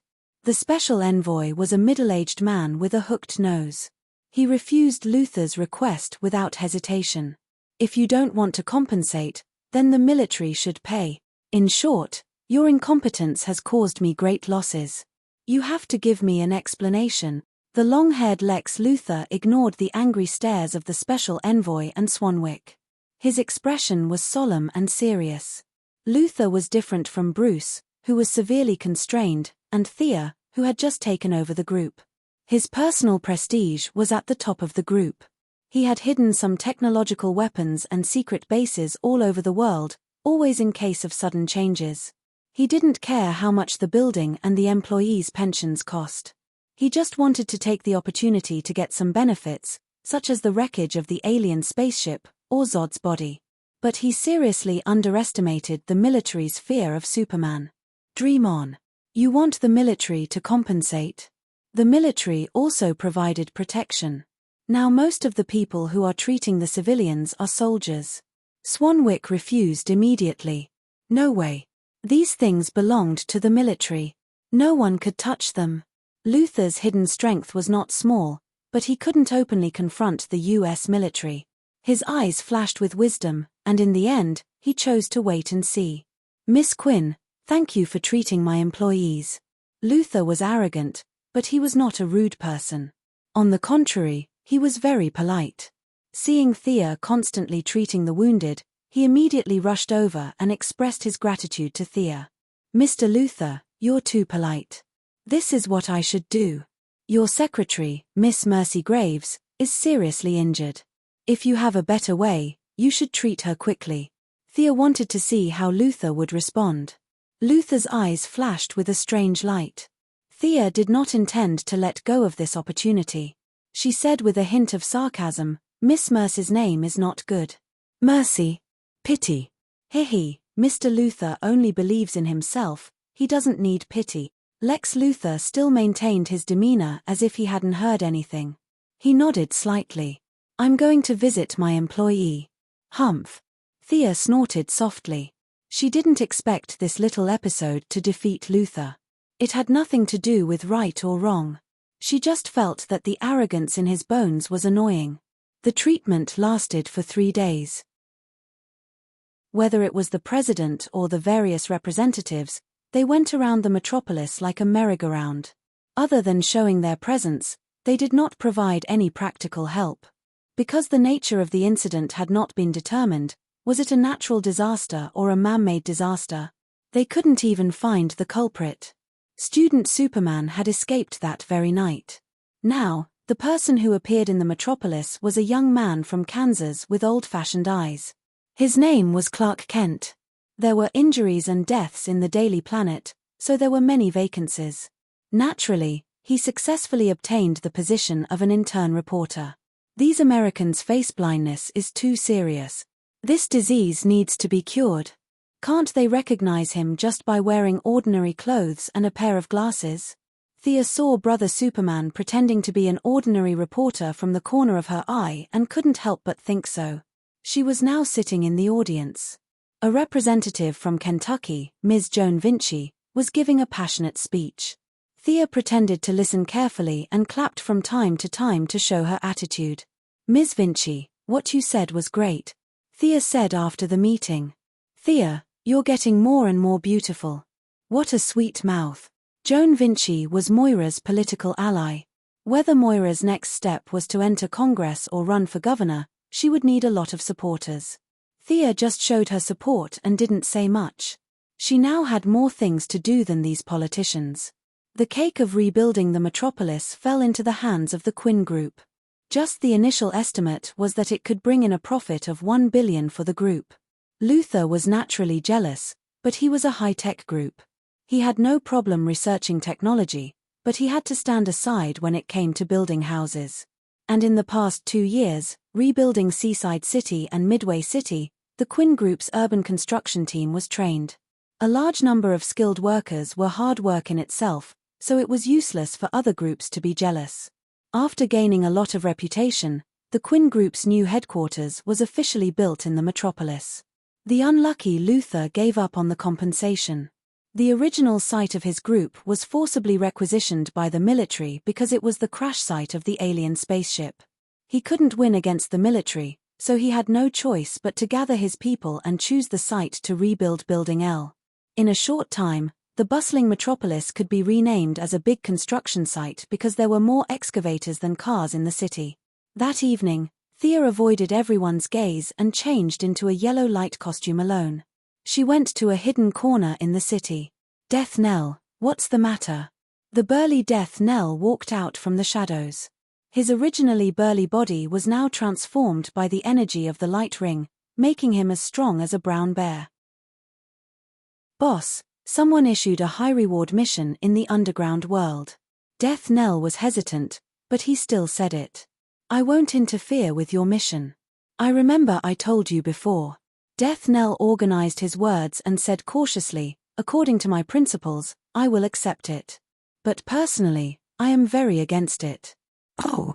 Death Knell, who valued money more than his life, was there a mission that he didn't want to accept? Thea's curiosity was piqued. What mission? Threaten a rich man who has been in the limelight recently. In the limelight? Thea made some connections, and with Death Knell's personally against it, she seemed to have guessed something. "What's the name of the rich man?" Death Knell gritted his teeth, but the hinting technique made him choose to obey. "Quinn Merlin Group's new chairman, Thea Quinn." As if he was afraid that Thea would accept the mission, he quickly added, "I have a good relationship with her brother. I don't really want to do this mission, F*CK, F*CK, F*CK. Thea could only rely on this to express her dissatisfaction. She wasn't sure if Luther was the one who did this, but it was definitely one of the few people who were jealous of her getting the big cake. Moreover, she actually heard this news from Death Knell. This was too melodramatic. She thought carefully about Death Knell's description. Threaten? The other party seemed to have some scruples as they didn't issue any mission with a bounty. Luther's chances of success increased by 20%. Thea knew that she had to reveal her true identity. She asked Death Knell softly, "Do you know who I am?" Death Knell was a little confused. Why did the topic change? The jump was too big. After thinking carefully, he shook his head, indicating that he didn't know. Thea took off her mask and looked at him speechlessly. "I am Thea Quinn." Chapter 357. Her. Death Knell felt like a crow had just flown over his head. He was stunned for a long time before he realized that his hearing wasn't faulty. He then glanced at Thea's face. That's right. She looked exactly the same as the one that appeared in the news. After Thea's heroic act of saving the citizens of Metropolis City was exposed, the number of people who knew her increased at an alarming rate. Her picture appeared in many newspapers, magazines, and online media. "You're Olivier's sister?" Death Knell asked with uncertainty. Thea nodded. "That's right." Death Knell didn't say anything. He lowered his head and fell into deep thought. What did Olivier say about his sister back then? Kind, cute, obedient, naive, and pure. He couldn't help but tilt his head to look at Thea. This witch in front of him has nothing to do with any of those words, right? He recalled Olivier's vow to protect his family and his sister. But does this guy really need you to protect him? Even if the earth exploded in the next second, she would still be able to survive. The experienced Death Knell couldn't help but think deeper. Olivier definitely didn't know about his sister's abilities. Compared to Thea, who hid her abilities well, Olivier was as innocent as a little bunny who wandered alone on a deserted island while Thea inherited the family business. Is there some kind of inside story? Thea didn't know about Death Knell's wild thoughts. Since she had shown her true colors, there were some things that she could tell Death Knell. She said half-truthfully, "That day, I went to Purgatory Island to look for you guys. Unfortunately, I was delayed by something. When I returned to the island, you guys had already left." The amount of information he received in a short period of time was a little too much. Death Knell's sharp mind spun a few times before he understood. The one in red on Purgatory Island that day was you. You're the one who took Shadow away. In his anger, Death Knell's suggestion spell almost failed to suppress his emotions. He was halfway through drawing his sword, but his consciousness was still affected by the spell and automatically calmed down. "What's wrong? Are you still thinking about Shadow? Your daughter is about the same age as Shadow, right?" Thea sneered. Chimpage. Death Knell harumphed. Now that he had calmed down and thought about it, Shadow was just a beautiful object in his heart. It was completely due to his male desire to monopolize her. It was a far cry from love. If Thea hadn't mentioned her today, he would have forgotten about her. The two of them quickly brushed past the past and focused on the present. Death Knell might look like a burly man, but he was actually very intelligent. A few thoughts flashed through his mind, and together with Thea revealing her identity, he immediately thought of many things. You're competing with Luther. Do you suspect that he hired someone from the underground world? Death Knell had seen too many of the methods of these rich people, so it did not take much effort for him to guess the answer. The chances of it being Luther are higher, but it could also be someone else. She did not care about any threats. The weapons on Earth had almost no effect on her. Her only weakness was her family. If she went all out, no matter how high Luther's IQ was, he would not be able to withstand a single blow from her. I know Lex Luthor. He's too smart. Even if you have superpowers, you can't underestimate him. Don't worry, I can roughly guess Luther's mentality. His intelligence made him who he is, but it will also destroy him. He's too arrogant, thinking that he can control everyone's fate. It's just because I stole his limelight. In a few days, he'll find his nemesis. Thea's words were a little confusing. Death Knell did not fully understand, but he was not the type to get to the bottom of things.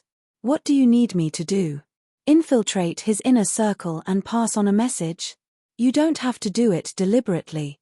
Let nature take its course. Luther doesn't trust anyone, so there's no need to waste your time.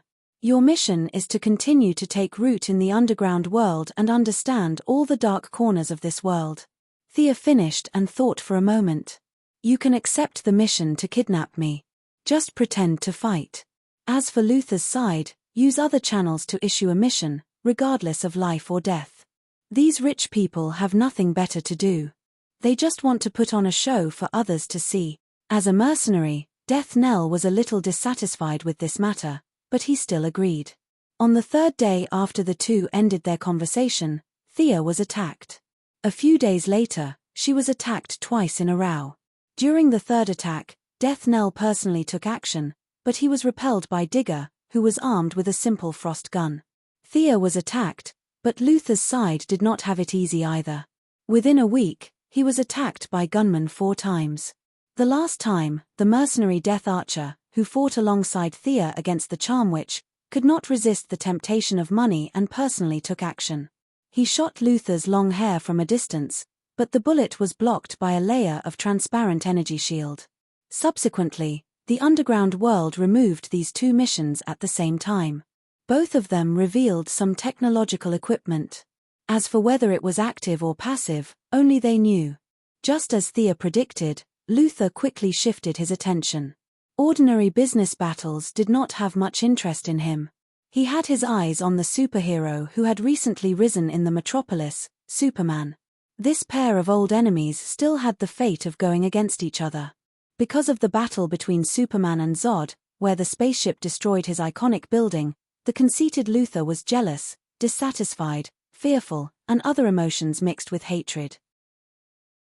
As for Thea, because she was too busy, some people sent her a signal to stop, and she obediently withdrew the bounty. She spent the extra energy on studying the Kryptonian genetic modulation map. The data was extensive and profound. In the movie, Luther secretly used Zod's corpse to create Doomsday. This was simply nonsense. The probability of finding information on the super-biological cells invented by the ancient Kryptonian scientists in such a huge amount of data was less than 1 in a billion. Thea was clearly looking for information on Doomsday. Gideon worked with the supercomputer and searched for 2 days before he found it in an inconspicuous corner. Luther was very smart and had the so-called level 9 intelligence, but this referred to his IQ. In terms of pure computing power, he could never catch up to an artificial intelligence. It was obvious that someone of a higher level had interfered with his judgment. The mastermind behind this, if there were no surprises, was Dawnstar Darkseid's uncle, the Wasteland Wolf. The other party definitely did not teach Luther the knowledge of doomsday just because he was a complete celestial being. There was a lot of inside information. Thea could not see the other party's intention at the moment. She could defeat mortals, but she was a little weak in the eyes of the new gods. She needed to plan ahead. Kill Luther directly? First of all, Luther was not easy to kill. Second, if Luther died, there would be others. There was a company of mad scientists on Earth. What was to come would come, and it would not stop because of one person's life or death. Thea did not want to run away. She wanted to see how strong these new gods were. She ordered Gideon to bring up all the information on Doomsday.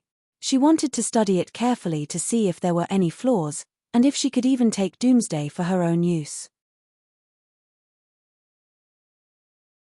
Chapter 358. No, it's still not working. Thea flipped through the records of Doomsday from the past tens of thousands of years on Krypton. Countless scientists had tried to control Doomsday and make this biochemical weapon their own. Genetic modification, cell manipulation, targeted therapy, some methods that Thea could think of and some that she had never seen before had been tested on Doomsday one by one. But all these attempts failed without exception. The scientists did not dare to let Doomsday's cells grow, so they had no choice but to seal off the Phantom Zone. Doomsday had been resurrected twice over the past tens of thousands of years. Although the Kryptonians did not have the power of Superman, they still found Doomsday's weakness, which was his fear of kryptonite. Both times, Doomsday was defeated by the sheer number of Kryptonians. The ancient Kryptonian god, Rao, once left a prophecy that Doomsday would return to the world. In order to prevent the recurrence of the disaster, the Kryptonian Supreme Council originally planned to destroy all the data, but in order to preserve the information of Doomsday for future generations, they finally chose to seal it. There were 3 conditions to resurrect Doomsday: Doomsday's cells, Kryptonian corpses, and Kryptonian genetic modification technology. Now, Doomsday's cells were brought out by Zod, who was exiled to the Phantom Zone. Besides General Zod, there were 4 more Kryptonian corpses than in the original timeline. When the spaceship exploded, there might be some corpses that were blown up, so it was hard to count. Thea had all the genetic modification technology in her hands. When she first read the data, she was very rough. It was more like cutting than copying. Plus, the spaceship had crashed. At best, only 10% of the data was left for the military. Even this 10% was incomplete. Some of the data had conclusions but no derivation process, and some had reasons but no results. It was difficult for the scientists on Earth to derive anything from these incomplete data. Thea had tried to participate in the research of extraterrestrial technology, but the military's intention was obvious. They would only allow outsiders like Thea and Luther to participate if they could not find anything. As for Superman, he wanted to participate. He would wait until all the people on Earth were dead. Everything was back on track, and the citizens of the metropolis had recovered from the shock. The official data was that thousands of people were killed, but Thea was in charge of the medical cabin. According to the most conservative estimate, the death toll was no less than 5,000, and tens of thousands of people were missing. However, this was all Superman's fault and had nothing to do with her. She would rush to the alien planet every few days to modify Führer's memory to the final stage. In the beginning, everything went smoothly. The image of General Zod gradually became an elder in Führer's heart, a relative. Subconsciously, she did not reject this kind of scene. However, when it came to the change of allegiance, Thea felt a strong resistance. Führer's recognition of her was really low. Thea refused to admit defeat and continued to increase her magic output. She had to convince her. Führer, who was unconscious on the first day, subconsciously lost her loyalty and was filled with confusion. Thea took advantage of the situation and the effect was remarkable. However, there was a sudden change on the second day. Führer's allegiance was forcibly conjured up in her mind, and it was none other than Thea's old acquaintance, Clark Kent. Damn. Do you know each other? You should pledge your loyalty to him. In the original space-time, you had at least fought with him once, but in this world, Führer had only met him once when Superman surrendered. The two of them weren't familiar with each other at all. She had painstakingly spent half a day to train someone else's underling. Thea was not so selfless. Her magic continued to pour in. On the third day, something even more devastating happened. Perhaps Fiora really did not have a deep impression of Superman, and the idea of pledging her loyalty came and went quickly. However, there was an inexplicable mission to continue Krypton in her mind. It sounded great and noble, but Fiora's subconscious thought was that the way to continue Krypton's mission was to give birth to babies for Superman. Thea directly spat out a mouthful of old blood. Just thinking of the image made her irritated. She might as well pledge her loyalty to Superman. In desperation, Thea could only wake Fiora up. In order to get her wholeheartedly support, she had to break her original worldview. It was too easy to break the worldview of the Earthlings. She just had to drag them to another planet. Although it was more troublesome to deal with this Kryptonian, there were still ways. Where is this? Thea withdrew her magic from Fiora's mind. The Kryptonian's powerful self-healing ability kicked in. She quickly sat up and looked at the purple sky outside the house. She asked with uncertainty, if Krypton and Earth are in the south of the universe, this is the west. It's a planet in Sector 1125. With the speed of your Kryptonian spaceship, you can return home in about 812 years. Thea replied with her arms crossed. It was good news that the Kryptonian spaceship did not start a war. General and the others? Fiora's voice returned to normal, as if she was asking about something unrelated to her. General Zod was a true warrior. He was born on the battlefield, and he died on the battlefield. Thea had been studying Kryptonian genetic modification recently. The information revealed between the lines gave her some understanding of Kryptonian customs. For someone like Zod, who was born a warrior, dying on the battlefield was definitely more honorable than dying at home. Especially since he was of the same generation as Superman's father. He was not young anymore. The destruction of the planet and the continuation of his race weighed heavily on his mind. It was not a bad thing for him to die on the battlefield. Is that so? He died on the battlefield. Fiora was silent for a while. You want me to be loyal to you? Sorry, I don't see that you have the ability to help me restore the glory of Krypton. You can kill me, but I will not be loyal to you. Hehe, Fiora, I once said that you are short-sighted. My words are still true. You don't understand the true nature of this world. Do you want to see it? Thea said with a faint smile, like a tempting demon. Fiora was actually hooked by her words. The true nature of the world. It sounded very high and mighty, but where was this thing? Could she see it? I want to see it. I have also sailed in the universe for many years and conquered countless planets. You are the most boastful person I have ever met. Fiora looked at her seriously after she finished speaking. Let's go to space. She took the lead and walked out. Fiora thought for a while and followed her. When the two of them reached space, Thea immediately opened a wormhole and started a long-distance journey with Fiora. When they crossed the 16th wormhole, the surroundings were dead silent. It was as if they had walked into the desert of civilization. There were no more intelligent planets and no signs of life. Fiora could not hold it in any longer. Where are you taking me? The end of the world, the edge of the universe. The continuous large-scale long-distance warping consumed a lot of energy from her light ring. She had never been to this area before. There was only a void around them. Only her yellow light ring could emit some light, allowing the two of them to see each other.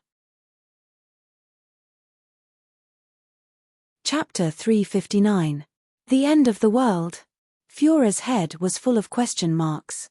Wasn't this a philosophical concept? Did the universe really have an end? Curiosity killed the cat. Fiora felt that if she continued to follow Thea, she might be able to see something unimaginable. This Earthling's knowledge was beyond all the Kryptonian scholars she knew. Let's keep going. Thea saw her hesitation and did not explain further. She opened a wormhole and continued to follow the coordinates in her mind. Yes, she was going to take Fiora to see the Wall of Origin, the boundary of the universe. If Thea could maintain a complete worldview after seeing the Wall of Origin, she could only say that she was impressed.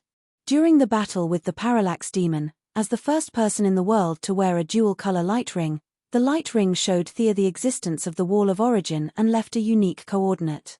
Otherwise, she would not be able to find it even if she searched until the end of time. When the wormhole jumped for the 33rd time, Thea was so tired that she could not speak. "Are you okay?" Fiora asked. Her tone was a little hesitant. She was not worried about Sia, but she was afraid that if Sia died, she would not be able to return. Fiora did not have much knowledge about space, but she knew that her location was probably beyond the limit of the universe described by the Kryptonian scholars. Kryptonians could survive in the universe, but if something happened to Thea, she would not be able to fly back even if she was exhausted. "We'll be there soon." Thea pretended to be calm, but in fact, she was cursing in her heart. This time, she was a little too arrogant because the journey was much further than she had imagined. She had planned to bring Diana here next time, but now she had to give up. If there was nothing else, she would rather die than come here again. At first, Thea was worried that she would be discovered by Yojia Khan, who was glued to the wall. He was a fierce man who could scare Darkseid into peeing his pants. If he had not insisted on sticking to the Wall of Origin, no one in the entire universe would be able to defeat him. The light rings did not want the air of the emotional spectrum to go up against him. The coordinates they left for Thea were the few places where she would not be discovered. It was as if they were sneaking into the village to shoot at her. "We're here," Thea panted as she spoke. Fiora was not in the mood to care about her anymore. What did she see? There was actually a wall of unknown height in the universe in the void. Fiora couldn't see where the boundary of the wall was even after using her eyesight. All she could see was a mysterious brilliance. All kinds of brilliance reflected each other's brilliance. It was really difficult to use words to describe the wonders here. "This is the world boundary you mentioned." Fiora had to admit that she was stunned. If Krypton hadn't been destroyed, she wouldn't have been able to witness such a scene for the rest of her life. Thea rested for a while before carefully looking at it. It was also her first time here, and she found that it was countless times more sacred and solemn than she had imagined. Even though she was mentally prepared, she still felt incomparably shocked by the vast and distant sense of mystery. Facing Fiora's question, she cleared her throat and said, "This is the universe boundary I mentioned, the end of the world. The ancient scholars called it the Wall of Origin. Outside the wall is the source, and all the answers are there. The source of everything is there. Countless strong people have tried to pass through this wall to find the source, but without exception, they all failed. Those who failed would be stuck on the wall. Currently, there is an unparalleled strong person on the wall. We can't call him by his name directly. You only need to know that even the most powerful evil god in the universe would turn around and flee upon hearing his name. You can imagine how terrifying this place is. Then why did you bring me here?" Fiora couldn't see what the wall had to do with her. "It has nothing to do with you, but it has something to do with me. I'm still very weak now, but I want to go to the other side of the wall to see what the source is.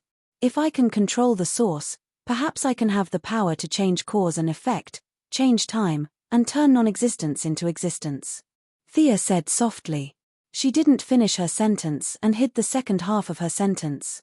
Perhaps if she could control these powers, she would be able to compete with those existences whose names couldn't be mentioned. Just thinking about it made her excited.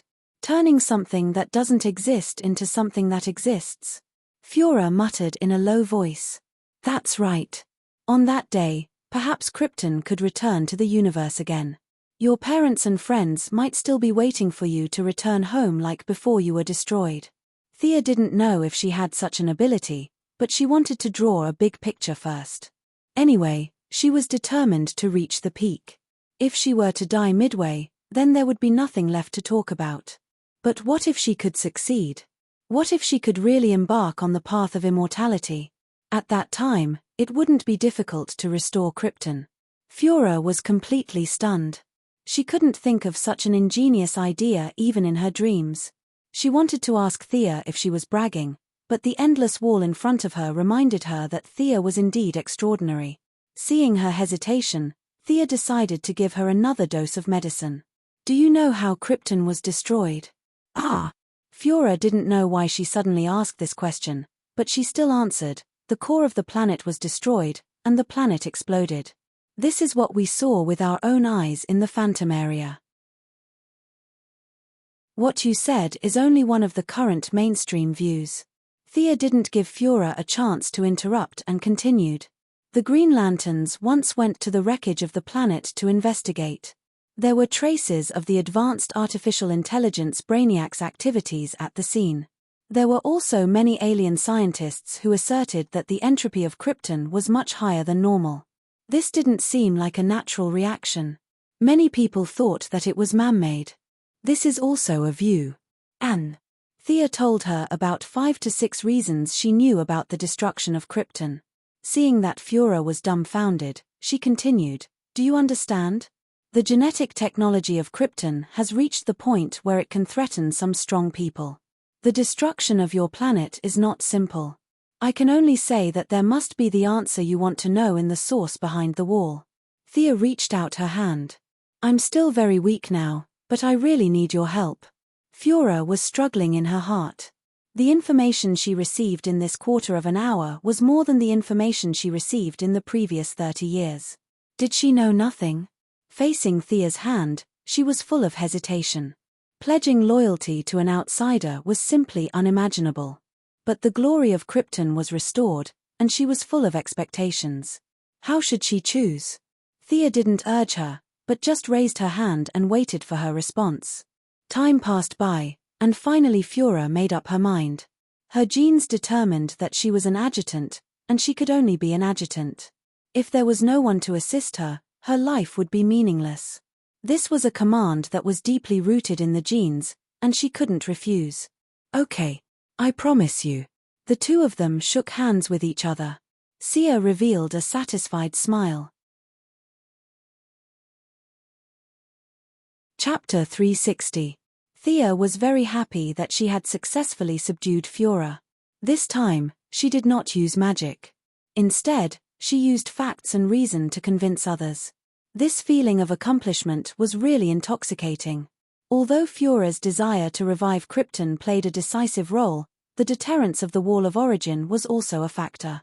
With the combination of several factors, Thea was able to persuade the Kryptonian adjutant to surrender. It's really not easy. Thea could not help but sigh. This Kryptonian lady was good at fighting and tanking. She was currently the most lacking strength in the small team. The next time they formed a team, there would finally be someone who could stand at the front and tank the monsters. Controlling skills were very powerful, but a team full of control types without any offensive skills would be too awkward. Now that they had found a powerful general, the team's dilemma was finally resolved. Especially this strengthening method, which was safe and pollution-free. As long as she basked in the sun, her strength would increase exponentially. There was no easier way to strengthen than the Kryptonians in the entire universe. As for once Fiora was out of control after strengthening, Thea was not very worried. Kryptonians could strengthen, and her own improvement speed was not slow either. Superman had stayed on Earth for 33 years to reach his current strength.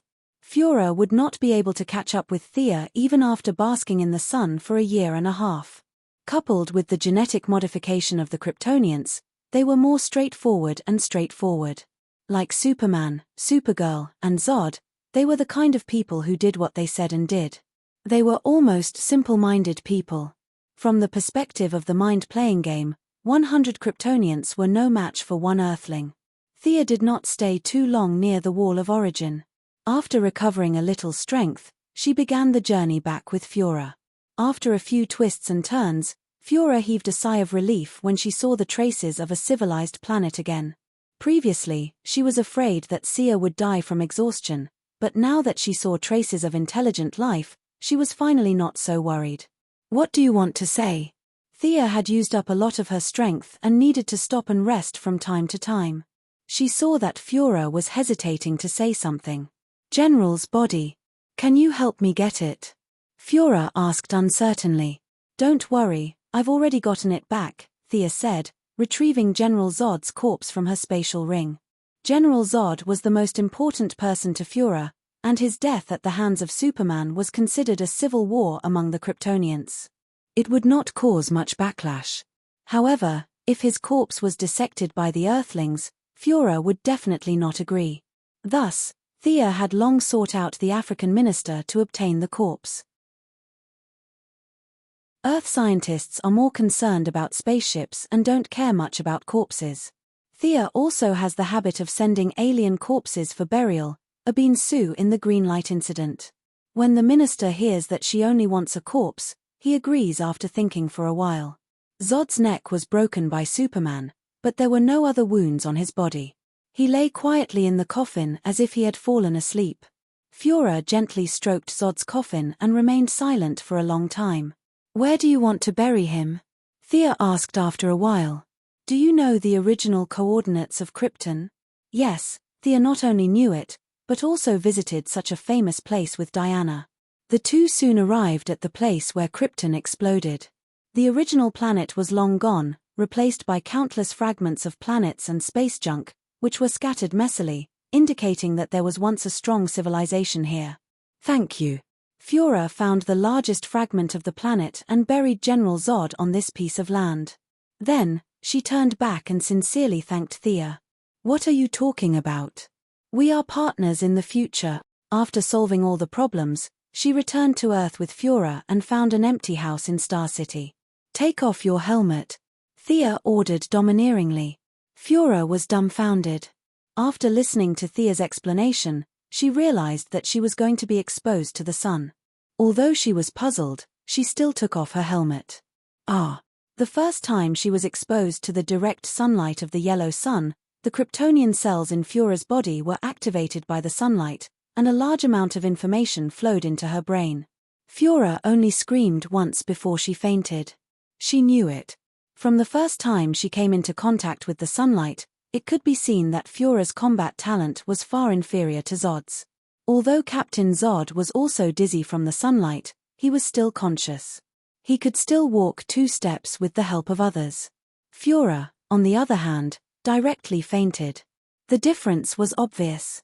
Sia conjured some tables and chairs, placed her properly, and waited for her to wake up. 2 hours later, Fiora slowly woke up, but his condition couldn't be described with just the word bad. His eyes were blurred, and his voice was wavering. Only when Thea dragged her into a room made of pure lead did Fiora breathe a sigh of relief. "What happened to me?" Fiora asked weakly. "You Kryptonians can increase your strength by absorbing the yellow sun, and there is no upper limit. This is a unique talent in the entire universe," Thea said enviously. Fiora did not have the strength to argue with her. She shook her head and did not want to talk. She did not know? Thea rubbed her chin and pondered. Finally, she realized that there was something wrong with the sequence. Fiora did not see the battle between Superman and Zod, so she did not realize how strong the Kryptonians were. This was easy. Thea pulled up the video of the battle from the satellite and showed it to Fiora. When she saw Zod flying in the sky and burrowing into the ground, and his eyes were emitting heat rays, Fiora was stunned. She looked back at Thea, who understood the situation, and hoped for further explanation. Thea pointed at the screen. "This guy in blue tights and red cloak is the Kal-El you are looking for. You have seen him before. He has lived on Earth for 33 years. Now, people on Earth call him Superman because he is so powerful. The one who fought with him is General Zod. He was in the same situation as you are now. He was directly exposed to the yellow sun, and that is why he has such earth-shattering power. You see, this is the real strength of the Kryptonians. As long as the yellow sun is not exhausted, your strength will increase without limit. Do you understand what this means?" Thea asked. Fiora shook her head blankly, indicating that she did not know. "If there are 1,000 or 100 Kryptonian warriors like you, no other race will survive. After knowing this, do you still think the destruction of Krypton was accidental?" Thea asked Fiora seriously. Fiora was speechless. In this short span of a day, she had accepted too many things that she didn't know before.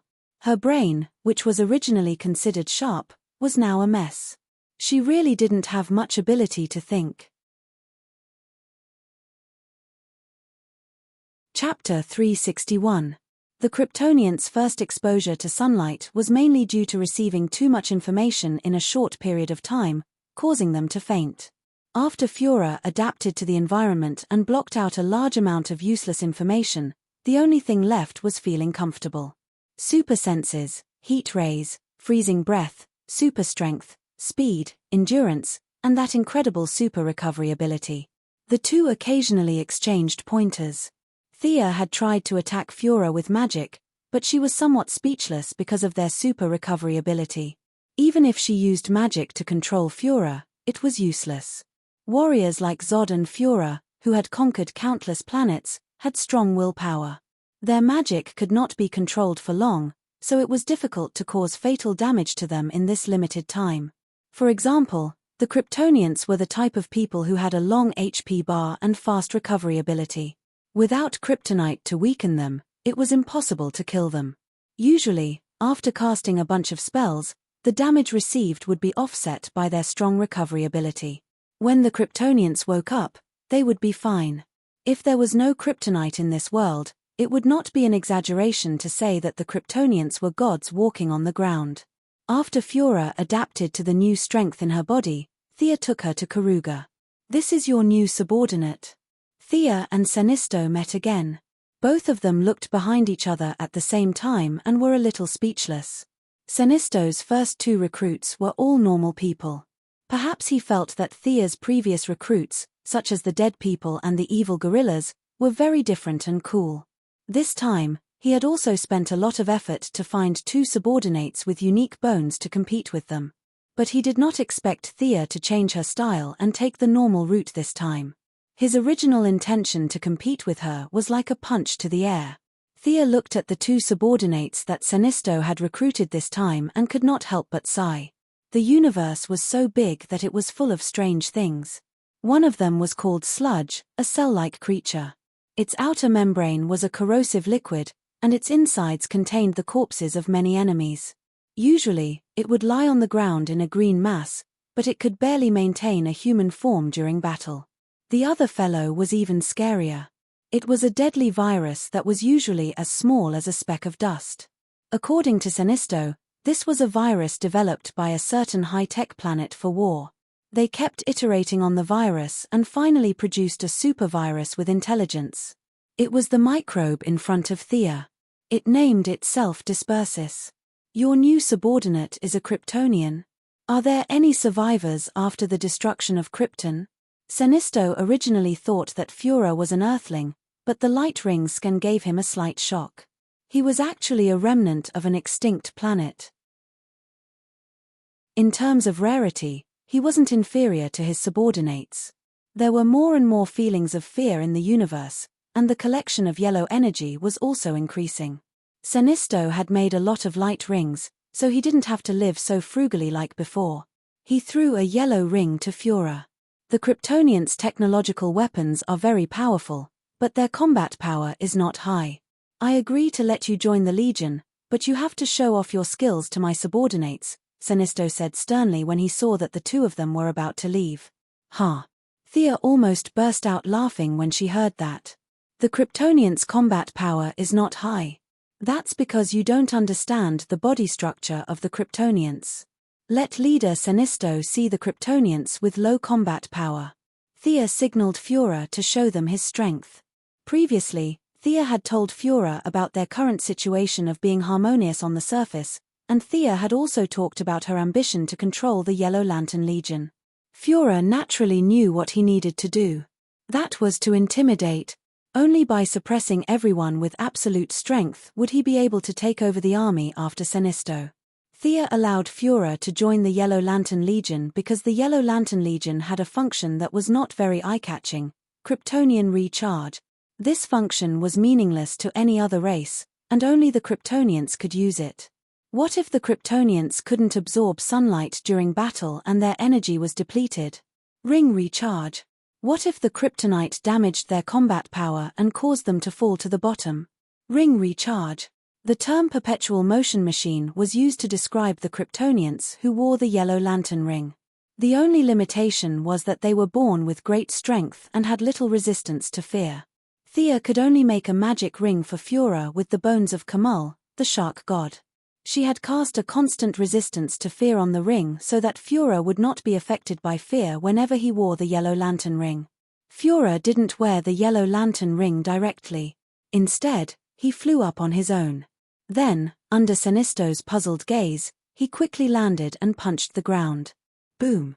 The ground within a radius of dozens of miles shook violently, and a crater 100 meters deep and 1,000 meters in diameter appeared on the ground directly under her attack. Are you kidding me? Senisto was a little confused. How could this woman have such great strength? If he hadn't prepared beforehand, he wouldn't have been able to withstand this punch. After all, without the power of the yellow lantern ring, he was just an alien with a strong will. He didn't have any supernatural abilities. He had received Senisto's order to compete with the newcomers brought by Thea. Now that he saw Fura's powerful punch, the guy called Sludge naturally wriggled backward. As for the super virus, it hid. Thea searched for it with the Eye of Horus for a long time before she found that the guy ran faster than Sludge. Fura didn't stop. She flew up into the sky again. Her eyes were scarlet, and the heat rays in her eyes were shot at the mountain not far away. The heat rays hit the mountain with a sizzling sound. When the smoke and dust dispersed, the symbol of the Yellow Lantern Corps was engraved on the mountain. Well, not bad. Thea cheered for her own people loudly. She cast a fluorescent spell, and the symbol on the mountain emitted a yellow light. From afar, it looked like a sacred place. Well, not bad, not bad. Senisto praised insincerely. After seeing the two of them leave, Karuga heaved a sigh of relief. He was originally determined to rebel, but now he couldn't help but hesitate. To be honest, he was really surprised that an unknown Kryptonian could be so powerful. Could there be a stronger race in the universe? Those people didn't need any emotional energy and could fly in the sky and burrow into the ground with their own strength. Everything now had Green Lantern in front of him. If Green Lantern was killed, the task of maintaining the order of the universe would fall on him. Senisto was a little hesitant. If 100 or 80 Kryptonians like the one just now came, how could he resist? He had seen the performance of his subordinates. They ran very fast. If he relied on them, he wouldn't even know how he died. It seemed that the rebellion would have to be delayed. Senisto couldn't help but think that he needed a few loyal subordinates. Chapter 362. Thea did not know that Fura's strong performance had made Senisto cautious for a while. On the way, she tested Fura's concretions. The Kryptonian adjutant's imagination was much better than Grood's, but most of her concretions were technological weapons. It could only be said that her own strength was far beyond the ability of the concretions. The light ring only provided her with energy to recover. Relying on the power of emotions to replenish the energy lost in the battle was a fantasy in Fura's eyes a few days ago. But these days, her worldview was so shattered that she silently accepted this unscientific explanation. When the two returned to Earth, Thea did not arrange a job for her. She just told her to adapt to life on Earth first. Fura could absorb the yellow sun every day and see her strength growing. She was not dissatisfied with that. But soon, a problem arose. Superman had a super mind. He could learn all the medical books on Earth in 5 minutes and master the knowledge that others learned in 10 years. Fura was not an omnipotent Superman. The adjutant's genetic modification allowed her to learn a little bit in all aspects. Compared to the Kryptonians of the same race, she was considered to have a strong learning ability. But compared to Superman, who gave birth naturally, there was a big gap. Thea drew a tube of blood from her. The needle was naturally made of kryptonite. In the original spaceship, in order to transform the Earth's climate, it was divided into 2 parts. The kryptonite was sunk in the Indian Ocean. Now, the spaceship did not go anywhere. It crashed in the metropolis. The kryptonite exploded everywhere. Thea secretly collected a lot of it while saving people. Leaving Fura to study alone, Thea rushed back to her laboratory. She had already obtained her master's degree. Now, she was studying for a doctorate in biological genetics. The blood of God was hard to find. It had always been Thea's wish to let Malcolm and Moira live healthy and happy lives. Of course, if she was in a good mood, she could also bring her two brothers along. Malcolm came and went like a shadow. Thea did not know if he was injected with the blood of God. But the effect of Moira's injection was immediate. She looked at least 20 years younger, and her skin regained its luster. At first, Moira was distressed and said that she used to wear makeup to look younger when she went out, but now she wore makeup to look older. Thea was not satisfied with this. Since magic could not solve the problem, she could only turn to science for help. Coincidentally, the genetic modification map of the Kryptonians had fallen into her hands. Naturally, she had to put in some effort in this aspect. Although she did not have a super mind like Superman, Thea's learning ability was far superior to Fiora's.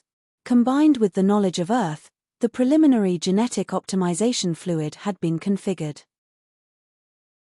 It was completely in line with Earth's technological environment. The Krypton Genetic Modification Atlas only provided her with a direction to advance.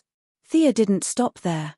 She needed Fiora's blood to extract a substance from the Krypton cells to create a super gene optimization fluid. Who is it?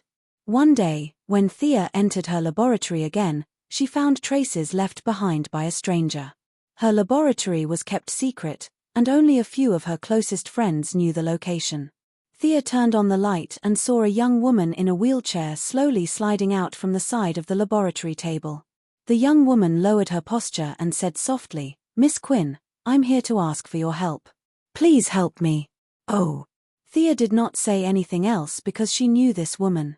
She was Maisie Graves, Luther's secretary and bodyguard.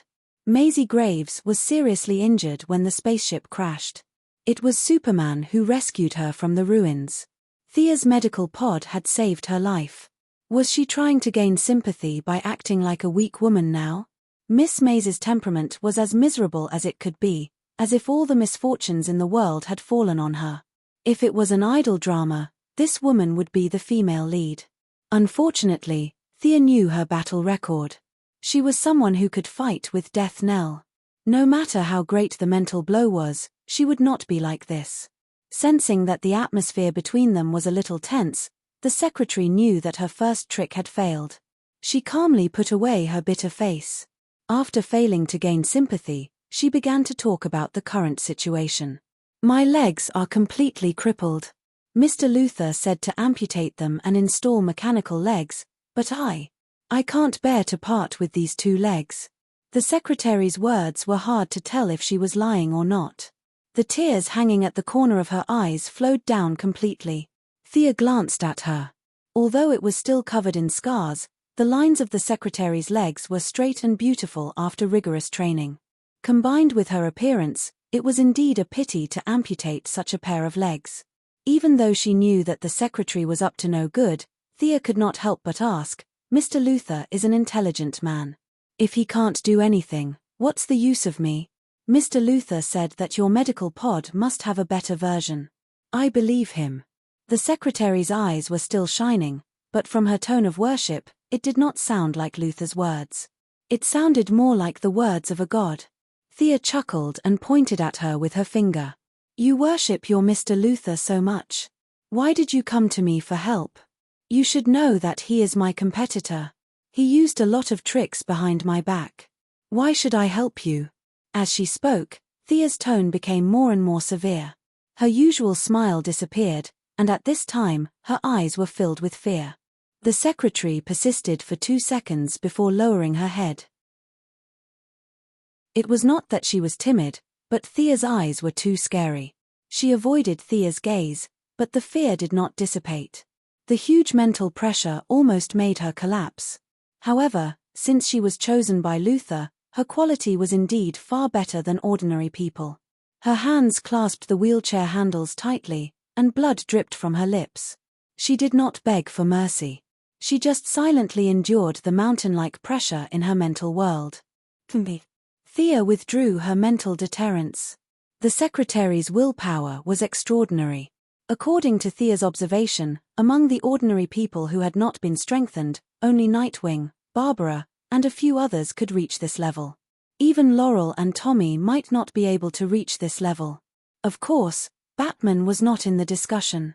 You are indeed not an ordinary person. My judgment was right, the secretary said, panting. Of course, Thea would not admit it. It's just a simple psychological hint. The secretary did not care about her explanation. Mr. Luther used to consciously collect information on all the special people in the world. I am the one in charge of this work. This lady has been with you a lot in the past few years. After that, the secretary threw a large folder to Thea. Thea pulled out the first page, and what greeted her eyes was an old black and white photo. It was the photo of Diana in the village in Belgium, the one taken with Steve and the others after killing the German soldiers. Chapter 363. Good stuff. Thea looked around. She wasn't a photographer, so she couldn't tell if it was the original or not. The only pity was that she had scruples about the timeline. Otherwise, she would have taken a photo and given it to Diana today to reminisce about the past. Although the person in the photo was Steve, Thea didn't tear it up like in the TV series. After all, it was a memento. It would be a pity to tear it up. She took out a few more pieces of paper from the folder. Without exception, they were all shots of Diana in the city. Some were from the front and some were from the side. She also included a lot of records of the citizens that Diana had met. The secretary organized it very carefully. When she spoke, what she said, what her accent was, the climate at the time, the clothes she wore, etc. There were even a few photos of Thea. Although she was very careful, Diana didn't care. Thea didn't want to be like a thief on a date. At first, she tried to cover it up, but later, she just let her be. So it wasn't surprising that Luther's satellite could capture her. Miss Secretary, what can these things prove? Thea flipped through the papers. On the day of the battle with the parallax demon, the scene was surrounded by yellow fog. The world's satellites only captured some blurry figures. There was no real image at all. This was also the reason why Superman was called the first superhero. It was because the previous information was too fake. The battle between Superman and Zod was real and clear. The secretary couldn't figure out the details between Thea and Diana. She could only rely on the inherent impression. Personally, she felt that Thea might be stronger. She said vaguely, "Your female companion's appearance hasn't changed in 100 years. Is it because..." Thea looked at her watch. She was a little annoyed after talking nonsense with the secretary for half an hour. Even if I can cure you, are you sure you can still gain Luther's trust? It wasn't that Thea didn't think of bribing her, but it was just a thought. It was impossible that Luther wouldn't suspect her. The secretary's reaction was not beyond her expectations. Her voice was still calm, but there was a trace of sadness in her words. I'm asking you for help. No matter what the result is, Mr. Luther will definitely not trust me. Then why did you come looking for me? Are you crazy? Thea sometimes felt that there was something wrong with the brains of all the heroes and villains in this world. Luther and the secretary in front of him looked like smart people, but one thought he was a god, and the other was paranoid to the extreme. Were there no normal brain circuits in the world? The atmosphere between them was a little tense. Just as Thea was about to kick her out, the secretary finally said, "Mr. Luther doesn't trust anyone, whether I ask for help or not. I'm really impressed. Let's talk about business principles. How can you help me?" Help you erase all the video data? The secretary asked tentatively. Thea snorted. Not enough. If she deleted the current ones, what about the future ones? There were so many satellites in the world. There must be others that could capture the two of them. This condition was too cheap. I'll work for you on the premise that I don't betray Mr. Luther. The secretary proposed a bargaining chip that she thought was rich enough. To be honest, Thea was not very satisfied with this condition, but after thinking for a moment, she agreed. When Luther abandons you again, you can come to me. I'll take you to see the world that you don't understand. By then, you'll know how narrow-minded you are. It was the same familiar tone and the same familiar feeling. It was similar to the words used to fool Führer. But for a native of Earth, there was no need to take her to visit the Wall of Origin. Otherwise, if she brought 100 people to watch every day, the Khan on the wall would jump down and kill her. What Thea valued was not her power, but the emotional power contained in her body. Miss Mercy Graves, just like her name, had a power that she didn't realize. It was a matter of knowledge. No matter how smart Luther was, he didn't realize what kind of power his assistant had.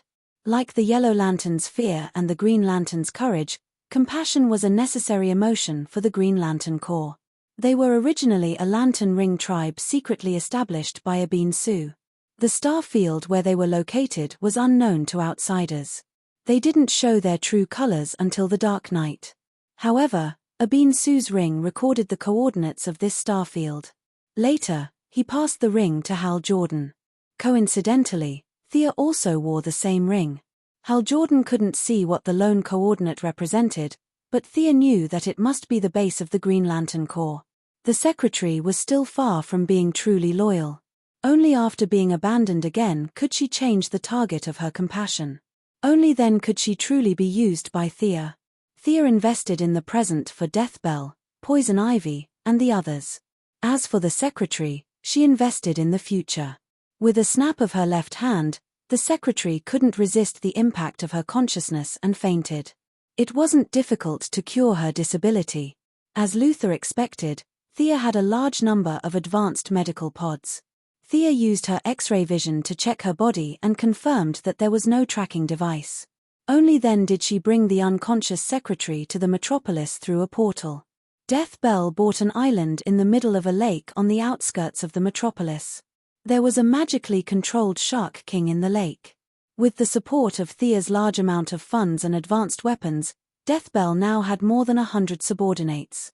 Each of them had excellent tactics and tenacious willpower. It was effortless to send them out to assassinate the chiefs and generals of small countries. "Boss, that's rare. Who's the one behind you?" The one who greeted Thea with a smile was Poison Ivy. Now, Thea's subordinates addressed her indiscriminately.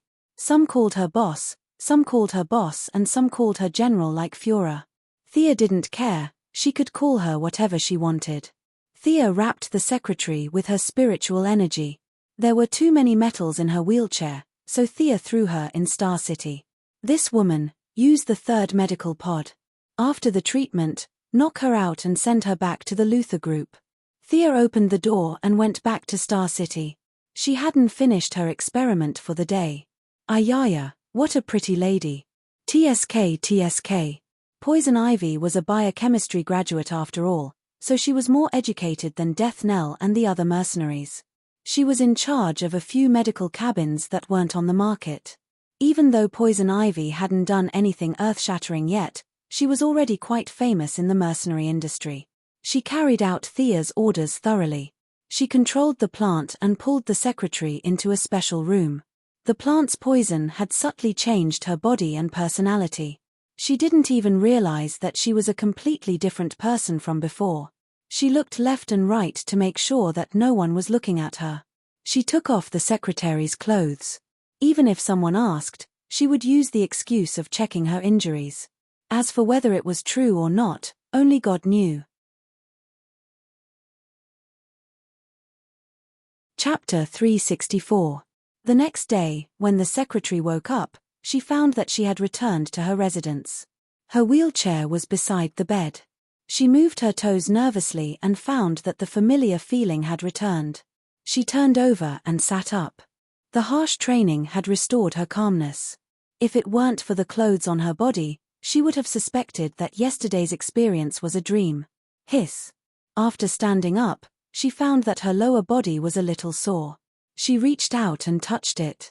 There were obviously some indescribable traces. Thinking of the relationship between Thea and Diana, she couldn't help but think more. Although it felt a little strange, she was still very excited that her body had regained the ability to move. She tried to take a few deep breaths to restore her calmness. Only then did she dress up and go to work at the Luther group. Lex Luthor acted as if he didn't see her amputated leg yesterday, but she could walk as usual today. He continued to instruct her to do her work as usual, and then waved his hand to dismiss her. The secretary, who was originally a little excited, felt as if a bucket of cold water had been poured over her head. The joy in her heart disappeared, and only bitterness and grief remained. On the African prairie, in a wooden house in Ethiopia that didn't communicate with the outside world. The house was filled with a tempting fragrance. Thea and Diana had a very long practice with a warm and tense atmosphere. The effect of magic to transform the body was not as good as divine power, but it was more or less. Recently, Thea had been violently absorbing sunlight and moonlight. Her physical level was rapidly catching up with Diana.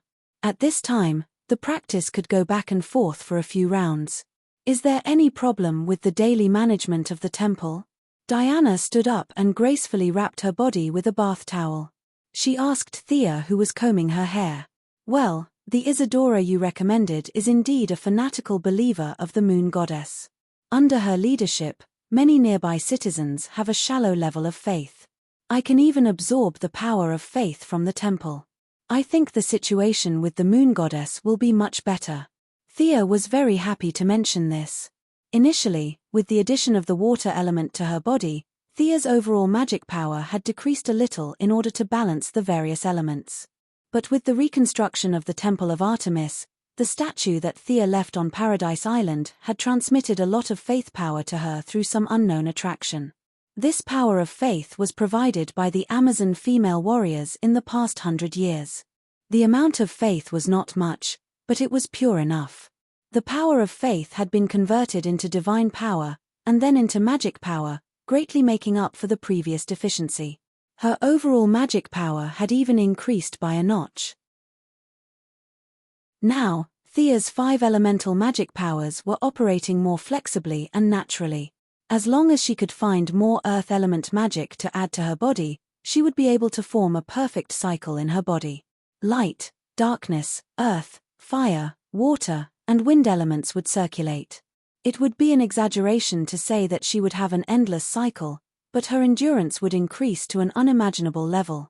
Isadora is a member of Mother's personal guard. She has rich combat skills and is devout in her faith. I think it would be foolproof to have her in charge of the temple. Diana was generous with her praise for the person she recommended. Thea did not speak. At first, the temple was just to attract Diana's attention. Later on, Thea basically did not care about it. Everything was done by Bruce Wayne. He must have worked so hard to return the favor. Looking through the information provided by the secretary, Diana sighed when she saw the old photos. Just as she was about to speak, she sensed something and said sternly, "Someone is coming, and it's very fast." Thea looked outside the door and said softly, "Amanda, how did this guy find this place?" They looked at each other, a little confused. Fortunately, Amanda came quickly and pushed the door open and walked into the wooden house alone. "It's not easy to find you." Amanda's tone was calm, without the slightest hint of panic. She chose to ignore the fact that they were only wrapped in bath towels, their shining long legs, and their flushed faces. "You've been running all over the world. I've mobilized 30 satellites and 2 action simulation analysis teams to find you." "Oh." Thea nodded. She did not want to hide her relationship with Diana from anyone. She knew what she should know and would never know what she should not know. She was just curious about why Amanda was looking for her. "Amanda, we met 3 days ago. I even congratulated you for becoming the leader of the Heaven's Eye Society." The Minister of Defense had just gained a foothold. Amanda had joined the Minister of Defense very quickly. With the help of the last charm witch incident, she had finally succeeded in becoming an official. The second in command had become the boss, and the boss had become the second in command. She had swapped positions with Steve Trevor, going from a subordinate to a leader. Thea was a little confused. She should be very busy now. It was not her style to be in such a hurry to block the door. Amanda smiled faintly. "I'm not looking for you. I'm looking for Miss Prince." "Looking for me?" Diana's beautiful eyebrows frowned. In this time and space, she did not have Steve's shackles. She had nothing to do with the Heaven's Eye Society. Why would they look for her? Amanda did not intend to play games with them. 9 hours ago, there was a thief in the Black House. The thief was your friend, the archaeologist Minerva. She stole a dagger of unknown origin. Panther Lady. The name instantly came to Thea's mind. In the original time and space, Panther Lady used Diana's relationship to enter the Black House and stole the Godslayer blade that was possessed by the cheetah god. After that, she used the dagger to stab herself in the chest and became the supervillain Panther Lady. But in this time and space, their relationship was just ordinary. Diana did not have too many entanglements with the Heaven's Eye Society. Panther Lady still stole the Godslayer blade as before. In the later stage, Panther Lady could scratch the running Flash, bite through Superman's skin and infect Superman. All signs showed that this guy was not simply possessed. She might have been directly possessed by the cheetah god. Otherwise, how could an ordinary person be so powerful after being corrupted? This was too exaggerated. The surveillance video shows that she's extremely fast now. We've been tracking her for 5 hours and she disappeared into the crowd. But in the places she passed by, many people were infected and turned into walking corpses under her control. I need your help. Amanda took out her tablet and showed a few photos of the infected. Thea looked at it. Since it involved Diana, she could not ignore it even if she wanted to. This guy was obviously an evil woman who had lost her virginity. Just shoot her to death. She took out the divine longbow from the dimensional ring and turned to ask Amanda, where was she last seen? Amanda was a little puzzled. Why did you take out the bow and arrow? How far away was that person from here? Amanda did not know that Thea had the ability to snipe from a very long distance, but Diana did. She hurriedly pressed Thea's arm. She's not a bad person. We should try to save her. Chapter 365. Thea gritted her teeth. Heroes of justice were too unlikable. They were stubborn and stubborn. These were all words used to describe them. The principle of not killing had allowed many criminals to escape with their lives. After that, they would break out of prison and continue to do evil. It was a cycle. However, she couldn't ignore Diana's emotions. She could only put away her bow and lead Diana around to let her realize the Leopard Lady's evil. When the time came, she would shoot her to death with an arrow. Thea was a little depressed as her vacation plan was ruined. She reached out her hand to Amanda. Give me all the information. Whether she's alive or dead, we'll take care of her. Amanda smiled happily. It's best if she's alive. If you catch her alive, I'll return you a huge favor. A huge favor. Thea's eyes rolled twice as she thought quickly. If she wasn't wrong, she was talking about Oliver. Using something she knew as a huge favor made Thea's heart sour. However, Amanda really didn't know that she knew. Overall, she was still very sincere. In the original spacetime, Oliver had mysteriously escaped from Amanda's control in the 5th year before he returned to Star City. Presumably, it was because of this huge favor. On one side was her lover, and on the other was her brother. Even if Thea was 120% unwilling, she had to make this trip. She even had to capture her alive in exchange for Amanda's huge favor. The two of them ignored Amanda. She could go back the way she came. Thea directly opened a portal and rushed to the place where the Leopard Lady last disappeared. It was a dense forest in Louisiana. They weren't Special Forces scouts and didn't know how to observe footsteps. However, Thea's Eye of Horus could see very far. She hovered in the air and observed with rapt attention. There are a few people over there who are staggering. They seem to be the infected that Amanda mentioned. Thea pointed to the northeast and the two of them quickly flew over. Tell me, where did Minerva go? Diana was also a little depressed. She was pulled to do this during a sparring break. Naturally, she was a little angry. When he saw an infected person, he threw out the truth lasso and asked loudly. Half of the infected's face was covered with bruises, and their eyes were white. The canine teeth in their mouths were obviously longer than those of ordinary humans. They seemed to have sensed the signs of life of the two girls, and they turned their heads. Their movements were obviously very slow, but they accelerated extremely fast. In less than 0.1 seconds, they completed a series of movements such as turning around, bending their knees, and pouncing. Thea knew that the Panther Lady was extremely fast and that her attacks were infectious. She had already changed her combat equipment with Diana in advance. The panther lady's pouncing speed was extremely fast in the eyes of ordinary people, but in their eyes, it was nothing much. With a flying kick, the force of several hundred tons landed directly on the leader of the infected. The other party crashed into more than 10 trees before falling to the ground. What came out of his mouth was not blood, but some kind of black sticky substance.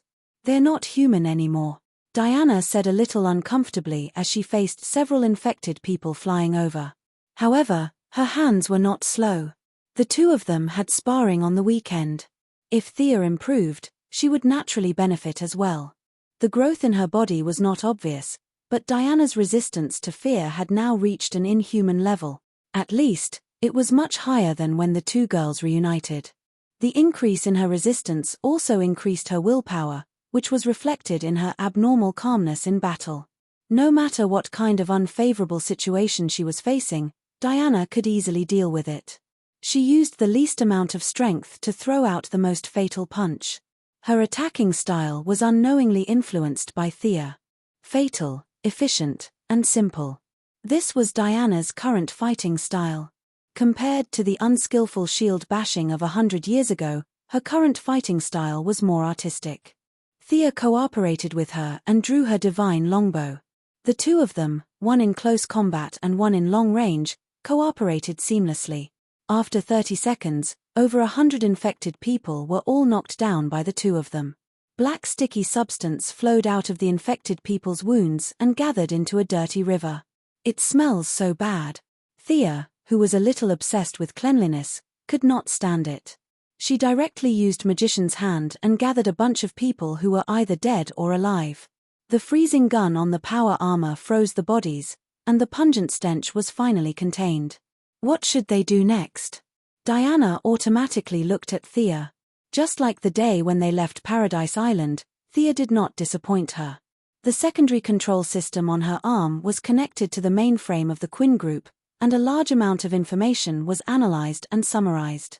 Combined with the simple clues given by Amanda at the beginning, Thea determined the next step. Minerva was originally adopted by a woman named Letta in Idaho. This woman seems to be running a religious school. Let's go there and see if there are any clues. Diana had no objections, and the two continued to fly northwest. The other party's school was built in an extremely remote area, surrounded by mountains. Many local people's faces changed drastically when they talked about this school, and all of them kept their mouths shut. Sia finally got the detailed address from an old man with fear and hints. Since they were looking for clues, the two naturally would not fly there. Instead, they changed into casual clothes and drove a jeep. The two sitting in the jeep looked like adventure enthusiasts going out for a vacation. "Stop. This is our private property."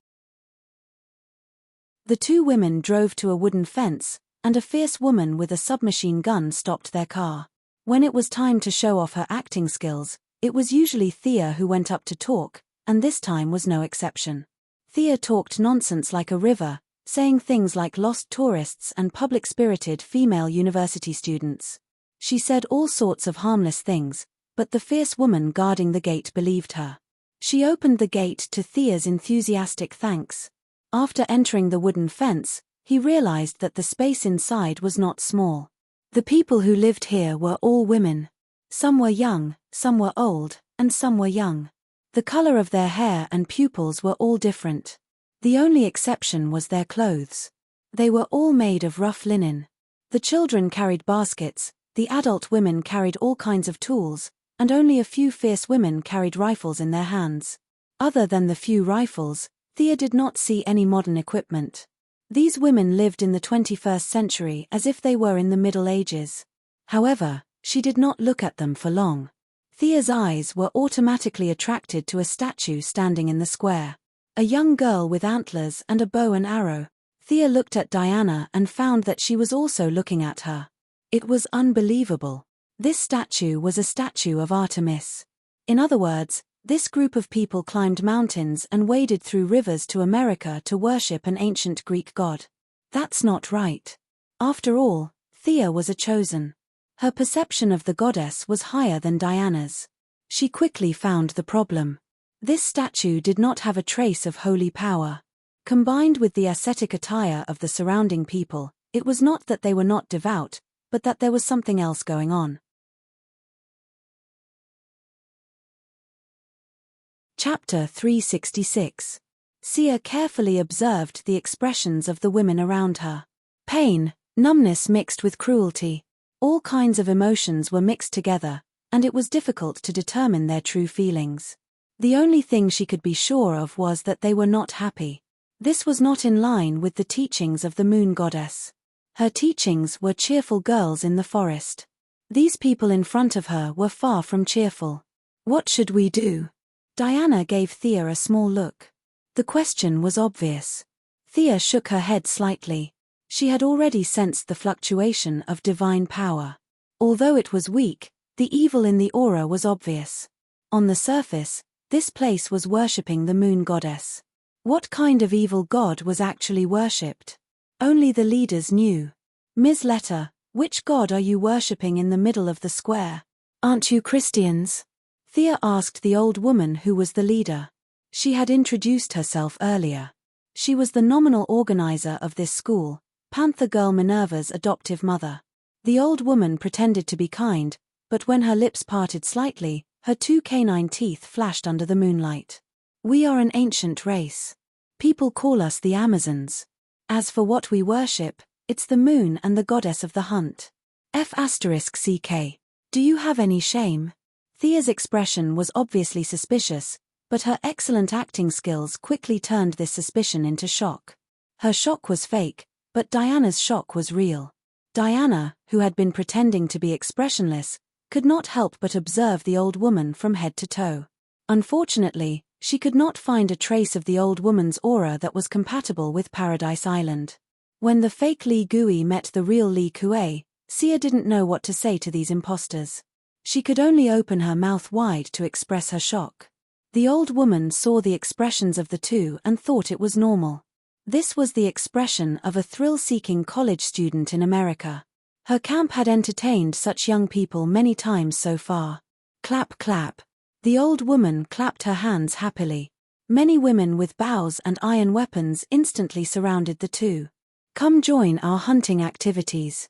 You should fully enjoy the fun of nature in the city. Come on, let's run. The old woman motioned for the crowd to make way for them to enter the depths of the forest. She looked at the two prey maliciously, expecting them to show a panicked expression. However, the two acted as if they didn't hear or see anything. Thea glanced around and saw that the other party's arrows were all made of stone, and the archers were a group of thin and weak women. Even Tommy and Laurel could kill them all, let alone the two of them who weren't human. She was different from Diana. Although she had been blessed by the gods, she was born with it. She didn't need to study it. She only needed to know how to use it. Thea's divine power was all pieced together.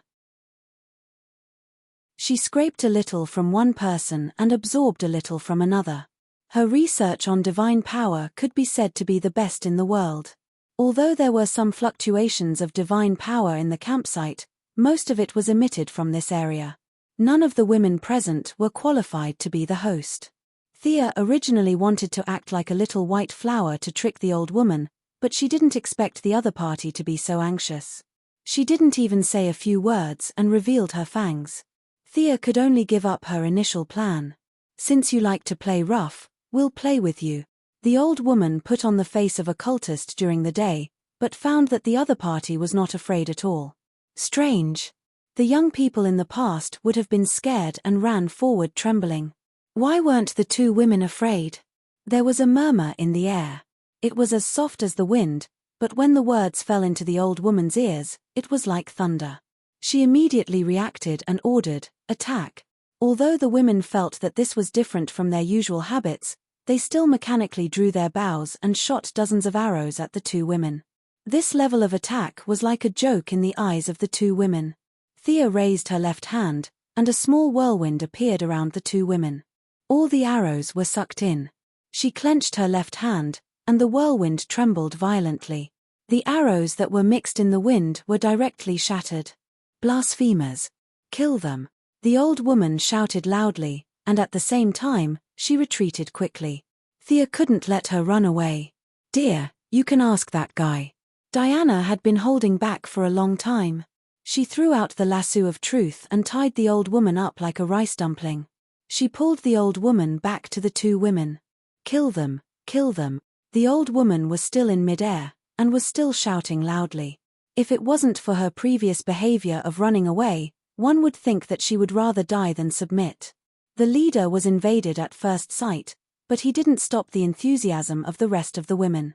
The originally numb and dull faces were replaced by fanaticism. Cold light flashed in their eyes as they rushed towards the two women. Many children even picked up stones on the ground and tried to attack the two women. Back off. Thea completely released her aura, and the power of fear instantly spread out in all directions with her as the center. The few women closest to her were paralyzed with fear, and the women in the distance were all stumbling. Obviously, their souls were damaged, but their bodies were still under the control of the evil god, and they were ready to continue attacking. Quite tenacious. Thea observed the results of her battle. The evil god here was the so-called god of the cheetah. How ironic. The prey pretended to be the hunter and enjoyed the worship. She didn't know if this guy was a Native American god, or an African totem animal spirit. Let me give you an even bigger surprise. Thea put on the yellow light ring and magnified her emotions 100 times. Using the method of the Martian hunter, she released a wider range of mental shock. An invisible shockwave swept through everyone's hearts like a hurricane. This time, no matter if it was far or near, old or young, except for Diana, who had a high fear resistance and was sparring with her, everyone was knocked out. These people were not injured physically, but because their minds were controlled by the evil god, it meant that the evil god took all the power of the shockwave. They just needed to rest after the battle. However, the evil god was in trouble. Its biggest weakness was that its consciousness was divided into hundreds of parts to control these believers. Its original consciousness might have been able to resist Thea's mental shock, but after being divided into hundreds of parts, its resistance was weakened 100 times. It would be strange if it could resist it. The cracking sound was faint at first, but it grew louder and louder. A big crack appeared on the statue of the goddess of the hunt, and a pure black cheetah rolled out from it. The cheetah's eyes were still shining with wisdom, but it quickly dimmed, as if it wanted to remember Thea and the girl's appearance. Then, it fell down and never got up again. Chapter 367. Is she dead? Diana asked. Thea looked at the corpse carefully for a long time. From the perspective of this corpse, she is indeed dead. The mental burden was too great in a short period of time, and her soul was crushed. But before she completely died, she used some kind of secret method to abandon this body. If I'm not wrong, your friend Minerva is the new host. Thea's judgment was not baseless. The evil aura lingering in the surrounding land, sky, and jungle was rapidly dissipating. As for the women who pretended to be Amazons, she was too lazy to care about them. After they recovered their minds, they would be seriously ill, but it was also a good thing for them to leave this evil place. Do you still want to ask this guy? Diana raised the old woman in her hand and asked. The old woman was the closest, and it just so happened that she had the most evil aura in her body, so she was the first to bear the brunt. Facing Thea's mental attack that was magnified 100 times, she could not resist and fainted. Thea scratched her head a little. She had indeed forgotten about this guy, but it was not appropriate to not use a ranged attack in the situation at that time. She could only say that this old woman was unlucky. Let her go, you ask, I'll deal with this corpse. Thea lowered her head and touched the Black Panther's body. There was not much divine power left in this body, and Thea guessed that it might have been transferred to the Panther girl. However, this corpse was an out-and-out divine corpse. It was of a slightly higher level than the shark god Kamal that Sia's team of 5 had killed. If they brought it back to make a new set of armor, it would definitely be very effective. Because they did not directly fight, Thea was afraid that the other party was not completely dead. What if the other party faked her death? Or what if she came back to life after a while like those melodramatic TV dramas? She took out an alien cutter, installed a portable power source, and worked on the spot, cutting the panther's body into 8 pieces. The body was scattered like this. If she could still come back to life, Thea would write the word admire for her. Summoning water magic, he washed the dirty water on his hands, and Diana's questioning ended quickly. The old woman said that she was the one who ordered Minerva to steal the Godslayer's sword. Minerva was also under her orders to pierce her chest with the sword and turn into that half-human half-beast monster. However, she did not know Minerva's exact location. She only knew that Minerva headed south. Diana puts away the lasso. The old woman also sees Thea's brutal dismemberment of the leopard's body. She seems to think of something and has a mental breakdown. South again. Thea was a little depressed. They had found this camp in the north of Louisiana, and now they were almost in Canada, and now they had to go back south again. But Thea could see the reluctance in Diana's eyes, so she could only continue the pursuit with her. In the Brazilian rainforest. I hate this place. In order to prevent the panther girl's sudden attack, the two could only chase after her fully armed, all the way from the northwest of the United States to the southeast of Brazil. The weather in the rainforest made Thea very uncomfortable. It was hot and humid. The two did not dare to fly in the sky. The trees on the ground were too lush, and they were afraid of losing her. The only good news was that Gideon had finished collecting the data of the other party. Footprints, hair, speed per second, walking characteristics, all were recorded. After that, the artificial intelligence would calculate the other party's route based on the Quinn family's satellite and supercomputer, and from time to time correct the direction through footprints and other traces. If not for Gideon's calculations, it would be a dream to rely on Thea and Diana to track the panther girl who had not been to human society and only fled in the jungle. The climate here is too uncomfortable. Diana also felt uncomfortable all over. She was familiar with the climate of the African grasslands and the Mediterranean Sea, but she was not used to the humid climate of the tropical rainforest. Her body seemed to be sweating all the time, but her divine body was far beyond that of a human, so she could not sweat even if she wanted to. While the two were moving, they suddenly noticed something unusual and looked at each other. The traces disappeared. Diana took off her shield, held her sword with one hand, and looked around vigilantly. Thea no longer cared about the consumption of her magic power, and used the Eye of Horus to search for suspicious figures. To the west, Thea shouted, and at the same time, the freeze gun in her arm shot out several frosty air. A golden figure flashed past her eyes, and a 5-centimeter deep hole was cut in the metal armor on her chest that could withstand a nuclear bomb. Thea. Diana hurriedly protected her side and threw out a lasso. Unfortunately, the other party was too fast, and after missing the first attack, she escaped into the forest again, preparing for the next sneak attack. In fact, to deal with this kind of fast guy, flying to a high place and bombarding from above was the most convenient. However, Thea and the others still had to catch the other party, so they had to spend some effort. You don't want to come out, do you? The two of them were vigilant for a long time, but the other party was very calm and only silently waited for a good opportunity. Thea and Diana established a telepathic connection, so the two of them could discuss plans at any time during the battle without worrying about the other party's vigilance. Dark magic. Thea gathered all of her magic power and suddenly released it.